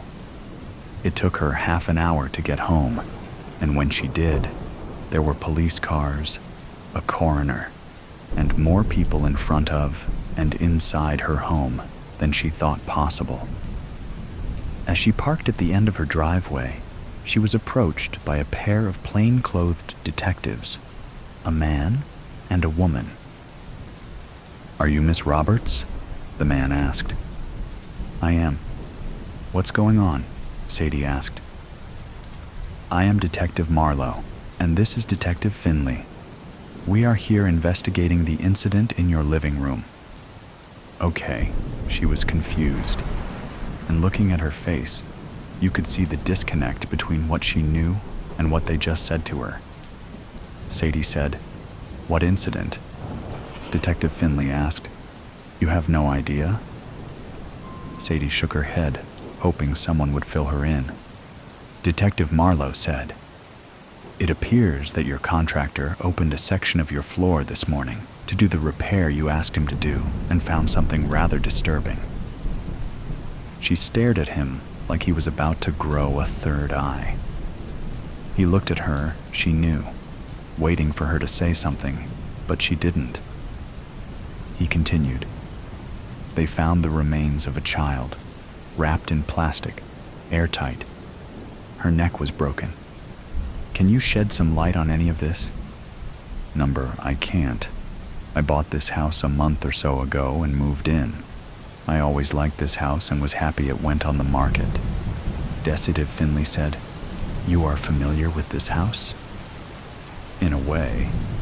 When I was little, maybe 6 or 7 years old, my mom and I used to visit here. I called the lady Aunt Roberta. I think their last name was Powell. Now I realize she was not any relation, just a friend of my mother. She had a daughter, Maddie, that I played with when I was here. The detective added, What happened to them? All I remember is that they moved upstate. Where upstate? Marlowe asked. No idea. All they ever said was upstate, never a city name. Can we speak to your mother? How can we get in contact with her? Finley asked. Sadie smiled ever so slightly. Before she could speak, Finley asked, Why the grin? I have a rather interesting sense of humor, always have. I almost told you to contact my mom by seance, which made me smile. My mother died a couple of years ago from cancer. Sorry to hear that. Both detectives narrowed their eyes at the comment, but they let it pass. Is there anyone you know who can tell us about Roberta and Maddie? I have no clue. Until last night, I forgot all about this. Both detectives showed a curiosity in their eyes, speaking together. Last night? It's kinda silly, but I dreamt about Maddie and I last night. We played in her room as our parents had coffee and sat at the kitchen table. Probably because yesterday I went up to the attic and it looked like no one had been there in a long time. It was covered in dust. But I found a box marked Maddie's things. I opened it and found a hairbrush, her favorite one. We used to brush each other's hair back then. Can we get that brush? Marlowe asked. Of course. It is still in the attic. Pull the cord in the hall and climb up. There is no light up there, so you'll need a flashlight. You said it was covered in dust. Was there any disturbance in that dust? Marlowe asked. Well, other than my footprints, my shoe prints actually. There were children's prints in the dust. Bare feet. They looked fresh, so I thought the previous owners had a kid who went to the attic once before moving. We need to check out that attic. Marlowe looked at Finley, who nodded. He donned gloves and booties and headed into the house. Can we go inside? I would like to see how much of my home is disassembled. Finley gestured, and they went into the house. The contractors sat at the breakfast bar, and Sadie walked over to them. Finley followed. Mr. Ruck said, It appears your floor was so bad because someone removed and did not properly replace it after they buried the body. At that moment, the clear plastic containing the bones of a child was extracted from the floor. Sadie looked at it and was shocked. That's Maddie, she exclaimed. How do you know? That doll, it's unmistakable. She took it everywhere with her. Maddie and I used to play with it all the time. Finley walked over and looked at the digital images they had taken before they moved the bones. She looked and found the doll. In the image, the skeleton was lying on its back, the doll on its chest, and the hands of the victim holding the doll. Whoever did this knew the relationship between the girl and the doll. Finley returned to the three onlookers as Marlowe returned with the box of Maddie's possessions. I found the brush. Maybe we can make a positive ID of the little girl, he said. Finley replied, No need. Sadie made a positive ID. He looked at the skeleton. How? That doll. They played with it when they played together. Are you certain, Miss Roberts? I am. I know it. I feel it. Look at the doll. On its left hand, you'll see a couple of fingers missing. Her cat chewed them off. She grabbed the tablet and found the picture of the left hand. Fingers were missing. Okay then. Maddie has been found and will be properly laid to rest. First, our ME needs to examine her. She was my friend when I was little. Let me know when I can properly bury her. We'll keep you informed. They left the house, and in a few minutes, the other cops and everyone else left. Mr. and Mrs. Ruck and Sadie were left alone. Matilda came from the back of the house and hopped onto the counter. She snuggled to her owner. I think I will call it a night. I can take care of it in a few hours tomorrow. I have all the measurements, and the detectives said they would not need to return to the hole. So, tomorrow, it will look like it was never an issue. Thank you. He walked over and covered the hole with a tarp, stapling it to the plywood around the hole. Sadie knew it was a critter barrier and to stop the weather from getting into the house. Once they left, Sadie sat on the couch facing the hole. Matilda sat on her lap but had not moved for over an hour. Maybe 15 minutes passed, and the hair on Matilda's back started to rise. Sadie felt it too. The room got cold, and the hairs on Sadie's neck began to rise. Matilda's back was hunched, and she was staring at the tarp. Her eyes focused on the tarp, and her pupils were their maximum size. She was looking for something, or she saw something. The tarp pushed up slightly, and Matilda hissed. Sadie calmed her. As she did, she saw her friend rising through the tarp, and she was holding the doll. More precisely, she could see through her friend. Thank you. Her words sounded distant, echoed like they were in a great cavern. A moment later, Maddie began to fade until she was gone. Matilda settled back onto Sadie's lap. Well, Matilda, I know now why I had to buy this house. Maddie needed to rest, and we needed to help her. Matilda gave the strangest meow Sadie had ever heard, and then started purring. Sadie sat on the couch a bit longer, thinking of playing with Maddie. It was a good memory. She did it. Now, her friend can rest, the moral of the story.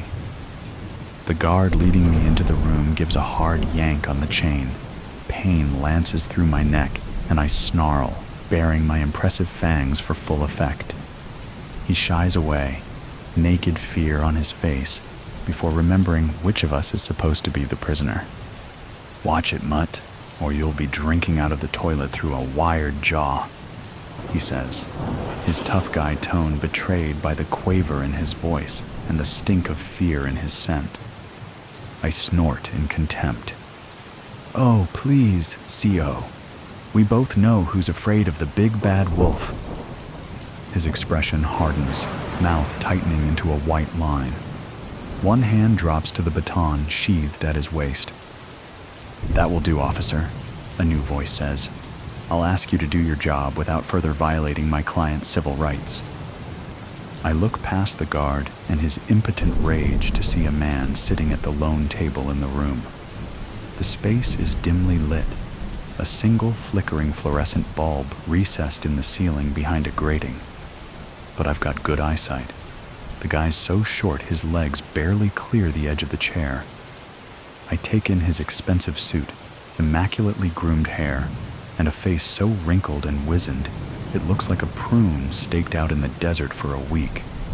He smells of cologne, silk, a hint of moldy straw, and... that's curious. No fear. Not a hint of that very familiar scent. Interesting. That must mean he's either stupid or a villain. Like me. The guard secures my chain to a ring on the floor, giving me just enough play to reach my side of the table, then snaps a padlock on it with a loud click. He then steps back to stand against the wall. The short man's eyes, small, dark, and hard behind wire-rimmed glasses, flick to the guard. "Leave me alone with my client, if you please." "Not a good idea, buddy," the guard says, glancing at me. "You know who this is, right?" "Of course I do," the man snaps. "I also know the privileges that exist between the accused and his legal representation. Now, must I ask again?" The guard scowls, shakes his head, and leaves, slamming the door shut behind him. The lock on the door clicks loudly, too. I casually stretch as much as I can with the chain and collar, give a shake to fluff out my thick gray fur. "Client, eh? Funny, I don't remember hiring a lawyer." The faintest of smiles ghosts across the man's face. "You haven't, yet. But I'm certain you'll want to retain my services after you hear what I have to say." "Why's that?" I ask in the most bored tone I can manage. "Because I can make sure that you don't spend the rest of your life behind bars." I can't help it. My ears prick up at that. I force a derisive snort. "Not likely. They have a pretty good case against me." "And that is precisely why you want me to represent you." A positively oily grin stretches his lips. "Allow me to introduce myself." 2 fingers extend to place a business card on the table between us. I glance down at it. Mr. R, attorney at law, specialist in defense of the wrongly accused. The black letters stand out against the crisp white, cutting across a spinning wheel picked out in gold foil. Yeah, it's a dead giveaway. Mr. Ray, that'd be short for... He raises a small hand to stop me before I can say it. "I would prefer if we kept this from being a first-name relationship." Yellowed teeth glint as he grins again. "Okay," I say with a flick of an ear. "Lawyer now, huh?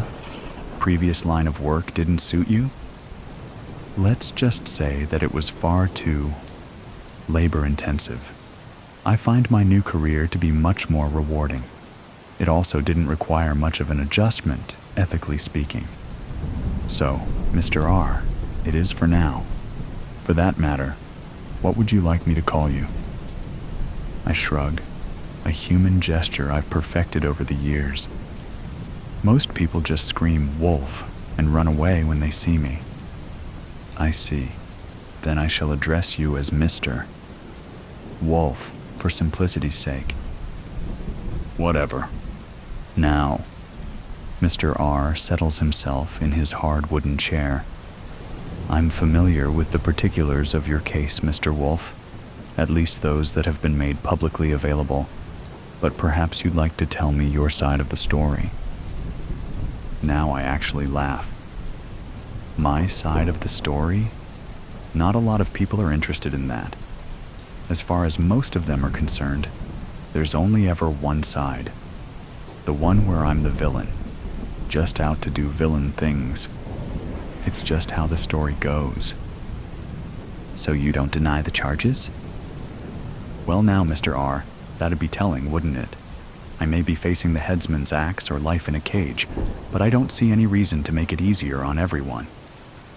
Mr. Wolf, we in the legal profession are required to keep our clients' confidence and cannot be compelled to reveal what is told us in confidence.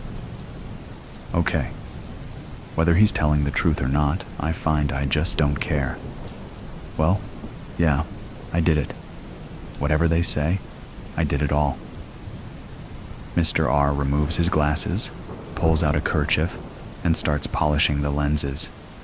You stalked young Peter and his friends, and attempted to murder a duck, I believe. I pretend to wince. Yeah, got so close, but she was just that lucky. I sigh.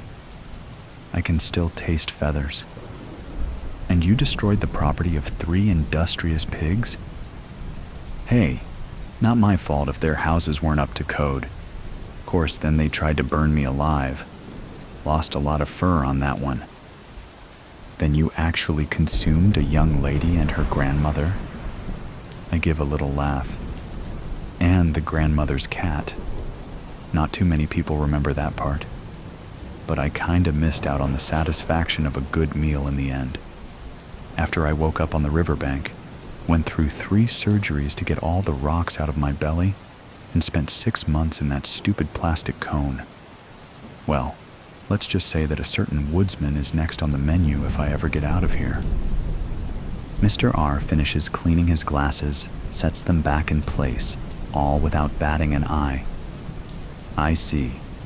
So, you are guilty, and I must assume that the police have all the evidence they need, since you are sitting here before me, chained to the floor. I pull back my lips in a grin, or a snarl. Hard for me to tell the difference when I'm doing it. Like I said, I'm the villain. I do bad things. No matter how the story goes, that's always how it ends. It's the... oh, what do they call it? The moral. That's right, the moral of the story. Bad people do bad things. Mr. R arches one scraggly eyebrow. What if I told you the story doesn't have to end that way? I cock my head to one side. How's that? Mr. Wolf, my job doesn't necessarily consist of proving you innocent, Mr. R says. Not when I can make you into a victim instead of a villain. Say what? That's right, Mr. Wolf. Instead of making this about your crime, we can make it about you. We'll play up your tragic past, your difficult upbringing. Why, you said it yourself. People look at you and see nothing more than a scary animal. That's prejudice. It's colored your entire life, hasn't it? Is all I managed to get out in reply. Honestly, I'd never thought about it like that. Do you have a mate? Mr. R asks suddenly. Pups? A pack that relies on you? Needs you? What? No, nothing like that. I give my head a shake, trying to wrap my head around all this. Are you saying that you can make it look like I was the victim instead of the villain? Exactly, Mr. Wolf. Now his grin looks positively evil. We'll put you in front of the cameras, paint you a tragic victim of circumstances and biases. All that's required is the right spin on the facts. And believe me, Mr. Wolf, I know how to put the right spin on things. No doubt. All of this is confusing, and well, kinda disgusting. Look, why go through all that? Just post my bail and I'll skip town, how about? I'm only half joking. Again, he arches that eyebrow. To go on the run? To be hunted and hounded the rest of your life? Now I grin. I'm the big bad wolf, remember? What you just described, that's my normal. It doesn't have to be, says Mr. R. When I'm through, you'll spend a few months in prison, after which you'll be set up for life. A comfortable den, plenty of game to hunt. Even your own woods if you want. No one will dare bother you again. With enough positive media coverage, I can work out a very favorable deal for you. Deals are something of a specialty for me. Now, how's that sound? I stare at him, narrowing my eyes. What do you get out of this, Mr. Ray? Something tells me you're not doing it out of the kindness of your heart. He gives a short laugh. Oh, goodness, no. You see, in the process of rewriting the narrative, there will be interviews, televised appearances, at least one book deal. That means money, Mr. Wolf. Rather a lot of money. His oily grin reappears, and I get 50%. Oh, now that's disgusting. Sickening. He wants me to lie about what I am, pretend to be something I'm not. A victim. A weak, pathetic, mewling victim. And also he can exploit my villainy for cash. I don't know, I say. It all sounds like a big lie to me. And you've never lied before? Something about his tone of voice, so cocky and superior, makes my hackles rise, literally. I seem to recall one of the charges is impersonating a little old lady. That's rather dishonest, don't you think? I growl deep in my throat. I like to think of it as deceptive. A predator has to be cunning after all. Indeed. Come now, Mr. Wolf. Let's stop bandying words. He lifts a briefcase onto the table, snaps it open, and produces a gold fountain pen with a flourish. You just sign these documents, and I'll get started turning you into the tragic victim. A victim? Me. I'm a villain. I made the choices that made me a villain, and to be honest, I never really regretted it until I got caught. If not for that woodsman, I'd still be out there, stalking Peter and his friends, blowing down pigs' houses, and looking for my next little Red Riding Hood. But then, look where being the villain has gotten me.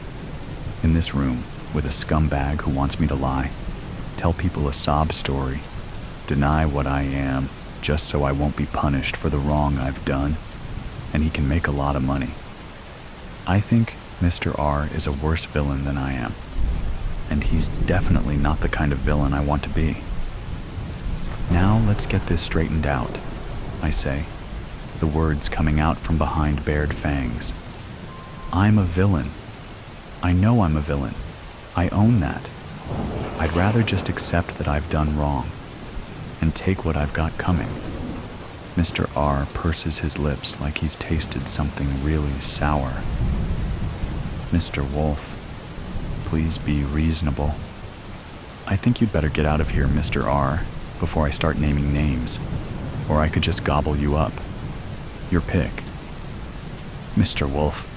I lunge forward, straining the chain to its limits. Planting my forepaws on the table, I let out a savage bark, jaws snapping, spattering drool all over Mr. R's nice suit and shiny glasses.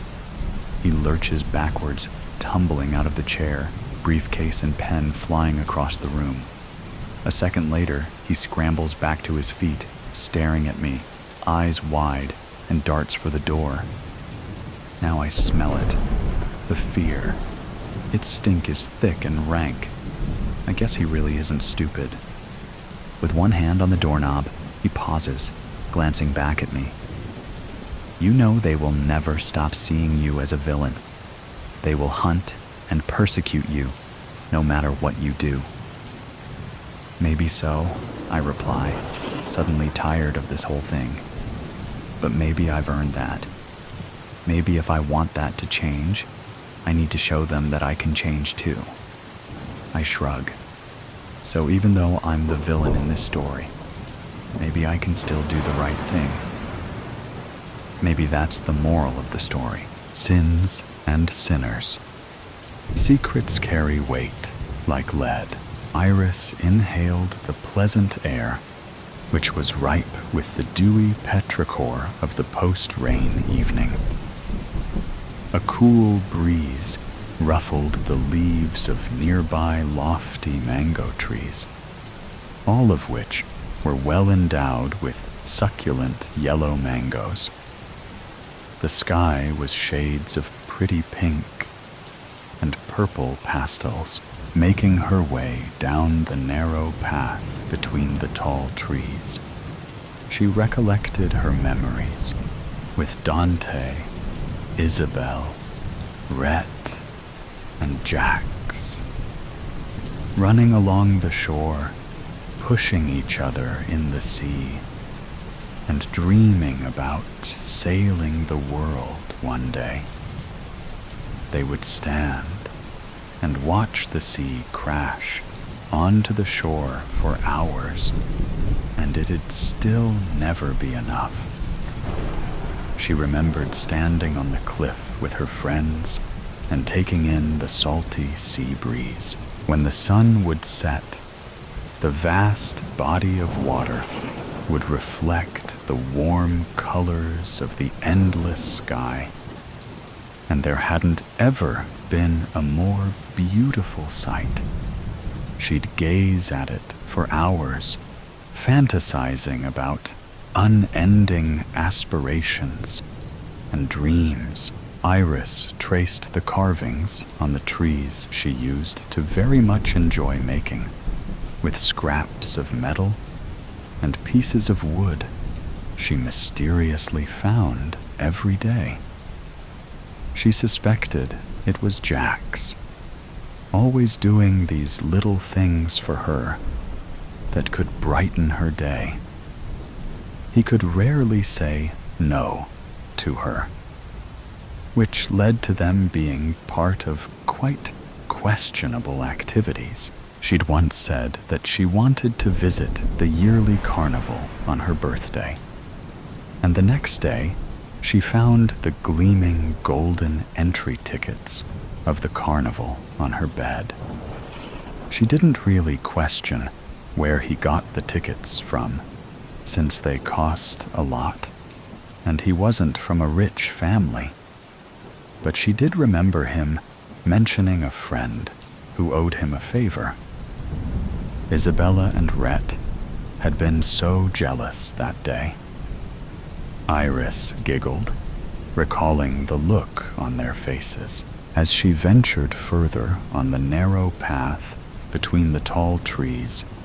The pastel-colored sky started to fade away into the dark shadows, from dusty lilac to indigo, and from indigo to inky black. A cool breeze blew, ruffling the leaves of the nearby mango trees, which were swaying to the notes of the wind. Iris shuddered, feeling the wind on the bare skin of her arms. She had half a mind to spend the whole night there, but even she knew it wasn't the best decision to invite the dangers lurking in the dark. Too lost in her thoughts, she didn't notice where she was keeping her foot. Instead of stepping on the hard rocks and stones, she stepped on the muddy soil. Her eyes went wide as she tried to grab a stray branch in hopes of regaining her balance. But down went she, and the stray branch, with a thud. Dear Lord, things just can't go right for too long, is it? Iris internally screamed. Holding on to the bark of a nearby tree, she got back up on her feet with much difficulty and brushed off the dirt from her limbs. She looked up at the night sky, where millions of stars were in close clusters. But the full moon blazing in the sky was even more beautiful than the stars around. She smiled as she thought of the days she and her friends used to gaze at the moon together and talk about a fictional world that was everyone's personal paradise. Sadly, growing up had burst her bubble of believing that she could ever live in a place where the sky met the seas. With a sigh, she looked at the rich brown soil, padding around to look for her phone. Walking around in the mud, leaving her footprints behind, she heard a satisfying crunch. A shiver ran down her spine, and she visibly shuddered, believing that the sound was of her own footstep. Iris took a step backward and crouched down. She started digging around in that area, throwing away the twigs, leaves, and lumps of soil she came across, till she felt something papery. Scrunching her brows, she pulled up the small piece of paper from the ground and held it in her hands. The paper was tattered and torn from the edges and dust-laden, with a tint of yellowish tan. She blew air onto it, and wiped off the remaining dirt on her white blouse, leaving behind an unlovely stain. It's not like it is clean anymore, to begin with, Iris huffed. Squinting her eyes and looking closely at the paper, she realized it was a photograph of a younger version of Rhett, Jax, Isabella, and herself, huge grins showing their crooked teeth and resting their arms on each other's necks. Those wonderful memories came rushing back to her. But the small smile on her face vanished as she remembered how her wonderful childhood had a terrible turn of events. Chartusa, Rhett had always been the golden child in their circle. However, he did have a mean streak to him. Envy rolled off him whenever someone else outdid him. Over the years, harmless cursing turned into aggressive shoving, pushing, and malevolent acts driven by hostility. He was at the point where he used to be jealous even when Jax, Isabella, and Iris used to hang out in pairs sometimes. Isabella called it a phase of extreme insecurity. Perhaps he felt that his friends wouldn't want to hang out with him if he wasn't the best. Perhaps he believed the quote, "Either you're something or you are nothing at all," a bit too much. Nonetheless, whatever it wasn't going to end well for him if he didn't change his unpleasant behavior. She'd contemplated on staying away from Rhett, but Isabella told her that they wouldn't want his situation to worsen. She had reluctantly agreed. After a few days, Rhett's birthday arrived. Isabella had decided to throw him a surprise party that would cheer him up. Iris and Jax helped her decorate, and all of them awaited Rhett's grand arrival. Grand was an understatement. Rhett had arrived, reeking of strong alcohol. Ignoring the presence of Isabella and Iris, he headed straight towards Jax and held him by his collar. His lips curled in disgust as he uttered some unmentionable words. Processing the enormity of what just happened, the girls ran towards Rhett to pull him away from Jax. But Rhett already managed to land a punch on the poor guy's face, escaping the grip of Isabella and Iris. He kept on punching Jax till his knuckles were bloody. Horrified, Iris grabbed the nearest object which she could find, which turned out to be an iron-made decor, and slammed it against Rhett's head. Ceasing his torture on Jax, he brought his hand towards his bleeding head and caught a few drops of blood on his fingertips. He felt lightheaded as black spots started appearing in front of his eyes.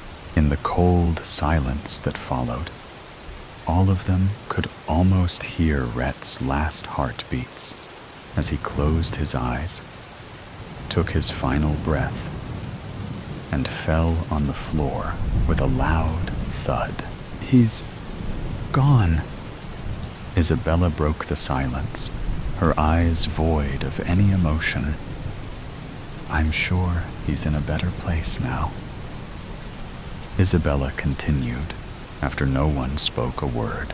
"What have I done?"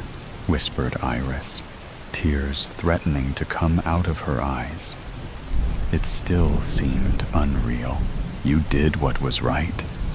You ended his reign of terror. Best he be dead than alive, Jax said, anger evident in his tone as he looked at the ghoulish body of his once best friend. Why did he do that to you? Did something happen between you two? Iris asked Jax. Not receiving a response, she prompted again. Answer me, Jax. I can't live with the guilt, but at least I'll die peacefully, knowing that what I've done was for the right reason. Did he need a reason any longer to punch the shit out of his friends? Said Jax. What happened between you two? She asked for the second time. Stop asking that question again and again, Jax said, his teeth grinding together. Why? Don't you realize what has just happened? How can you be so... Iris was at a loss for words. You know that's a bloody problem of yours. All you and your selfish nature do is present yourself as the victim. Stop making everything about you, Iris. Stop pressuring me. And it's you who has killed him, not us. Oh, so I should have let him beat you to death, is it? That would have been better than this, said Jax, his eyes icy as he stomped away, as if her soul could bleed an ocean through the eyes. That was the enormity of Iris's sobbing. Isabella hugged her, slowly rocking her body as if she was a little child. Iris, he didn't mean any of that. He is just upset. Anyone would have felt that way, I'm sure.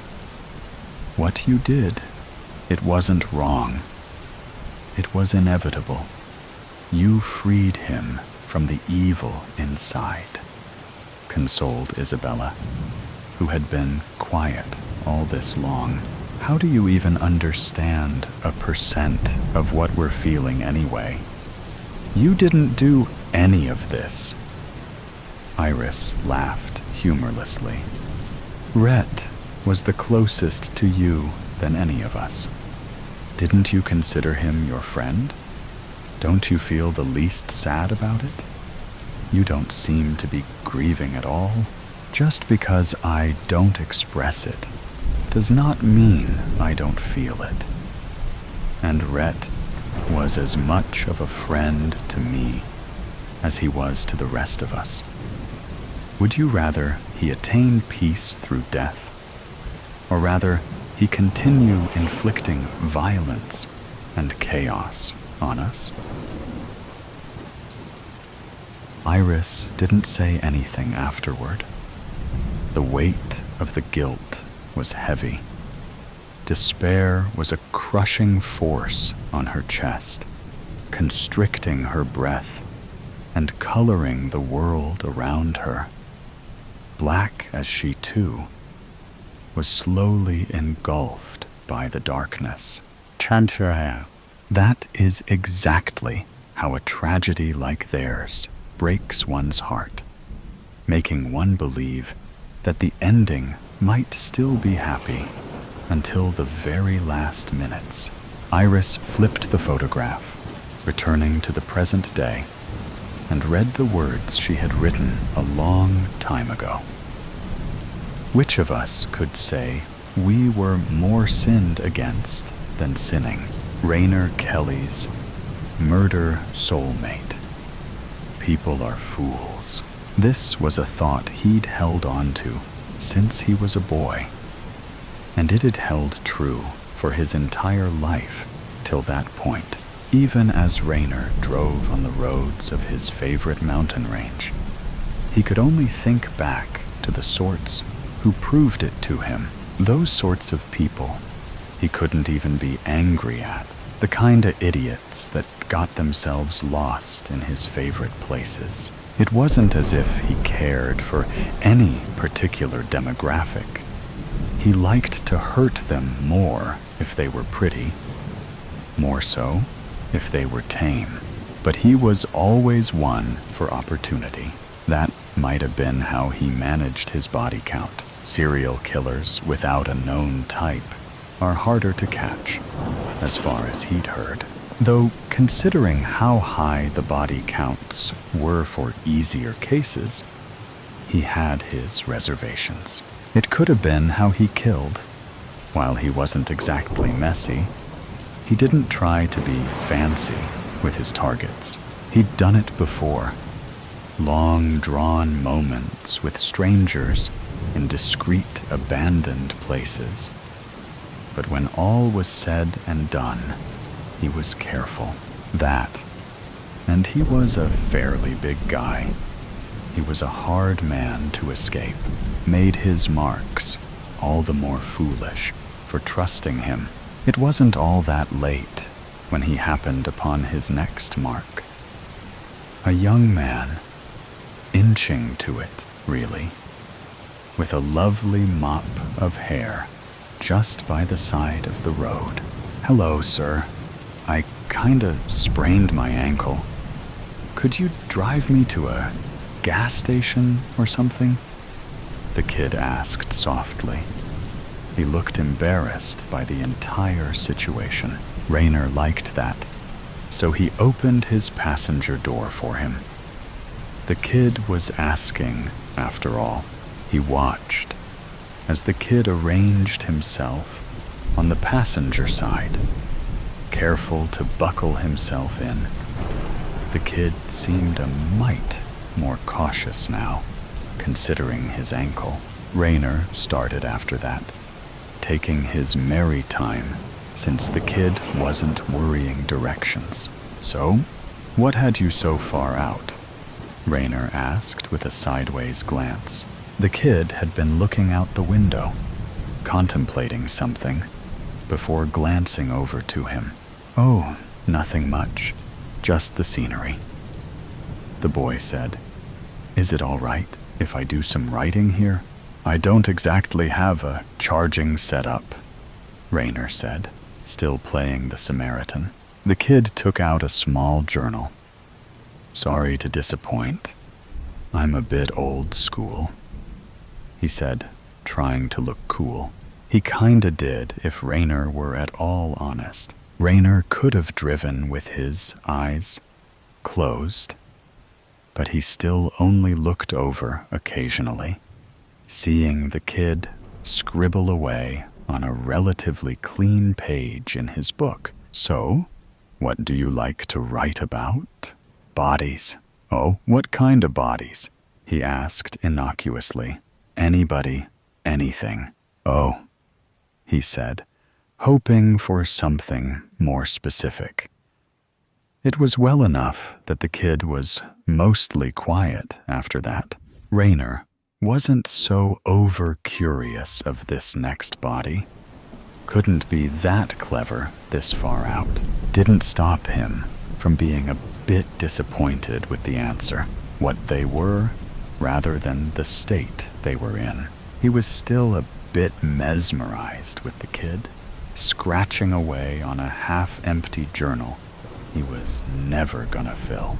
He wondered, like any man oughta, how the kid managed to see anything past his fringe. But it seemed weird to impose on something like that. That mop would be safe enough to cut when the kid was dead, if he was really in the mood for a trophy. Beyond that, it was the kinda night he wanted to take slowly. The kid was marked for it. Raynor liked to take it slow sometimes. "I still gotta wonder what got you out so late." "I thought I told you." "Oh, whatever," the kid whispered, before asking, "Is it all right to say I've got terrible friends?" "Well, hey, we've all been in bad crowds before," Raynor stated. He liked getting him out of the shell before the fun. Yeah, Raynor couldn't see where the kid was looking. I don't think I caught your name. No, you didn't. Be fair, I didn't catch yours either. Ah, I'm Callum. Let me guess. Your mom had a thing for soap operas? No, saints, actually, the kid corrected with a laugh. My mom had a thing for cryptids. Raynor paused at the non sequitur, thinking over what to say. He could be honest, tell the kid his name, hear that begging catch on his throat later. Or he could lie, make him guess. It won't matter if I don't know your real name, you know, the kid said, catching his apprehension. Raynor stopped to think about where they were, where the closest safe house was, before saying, No, I was just surprised. I'm Raynor Kelly. Because he liked the kid's voice. The kid was quiet after that, the only noise from the passenger side being the press of pencil to paper, the sound of a zipper. Then, as if struck by something, he felt a sharp presence through his leg, reacting with a hit to the face, which knocked the kid out. Without much thought as to the proper thing to do, Raynor pulled the knife out. Raynor felt his own hot blood flow from his thigh, and all he could think was, the little maniac stabbed me. He looked down at his leg, realizing that the kid, with all the luck, nicked something proper. He stole the kid's belt, since he was still out, and made a tourniquet. Frazzled by the entire ordeal, he decided to push the kid out the passenger side and step it to the nearest hospital. A night held up in the emergency room was an interesting addition to his night, just as the injury to his femoral artery was. It was a lucky break, not dying from it, but the kid was still out there. He'd done something foolish, and while Raynor wasn't especially scared of getting caught, he didn't like being blindsided like that. It would be a while after that before he'd think of it again. When he cleaned out his car, Raynor, having killed on the go before, knew that anything could drop from a body. Licenses, gum, IDs, and phones were some of the most incriminating. So he really couldn't afford to keep a dirty car. That's when he found the journal, the last thing the kid dropped before trying to get the drop on him. It was a small, leather-bound notebook, and while at once familiar in the light of day, he could see the character of its use. Kid was careful closing it before pulling that nonsense, and while his car had been a mess for a while, the pages were mostly clean. He flipped through, looking for IDs that might incriminate, and when he couldn't find any, he thought to throw it away. Even without something concrete, the book was filled with the kid's writings, and being by hand, his composition and identity could be ascertained. It was the kinda circumstantial evidence detectives and juries ate up. With the car no longer in disarray, he could throw it out, forget about the one night where the tables almost turned. Altogether again, he thought of the journal, of his hands and head. This was all he was gonna have of that. And for once, amongst the dark thoughts and bad memories, he wanted to keep it. It was only then did he read it, page upon page of poetry. And though it was the simplest thing it could be, he was infatuated with it. The first page dated a decade before. I am beauty. I am soft. A crooked rumble to strange human love. She wonders fondly, where are you, dear? While I am dry and rotting here. I am claws. I am fear, a hissing mess to his cruel intent. I am flesh. I am bones. The kid was killing cats back then, writing poetry about it even. Rainer was taken back to his first experiments, neighborhood pets, and the like he dispatched out of curiosity. Though the kid never wrote his age or full name in any of them, he could tell that it was quite a bit more than poetry. It was something he'd never thought to do. Write about them with this intense distance. Some were short and recent. I am small. I am buzzing. My life is sweet. My stripes are fuzzy. Inside, I'm soft. My stingers not. None are things the dead can flaunt. Before he knew it, he felt familiar with the kid, like he was more than a liability, as close as a journal scratched halfway through. It really was anything, anybody, to him. I am lovely. I am strong. My tendons were cut. My fat is gone, lost beneath 2 or 3 feet. There are no feelings the dead get to keep. Rainer thinks, reading through Callum's poetry book, about that night and how it went. Every little lie that he didn't bother telling. How ready he was after saying his name. He wonders, what'll I do when I'm on the prowl again? Hungry for new pretty faces. How long before he thinks about the kid as just a liability again, and not the one that got away?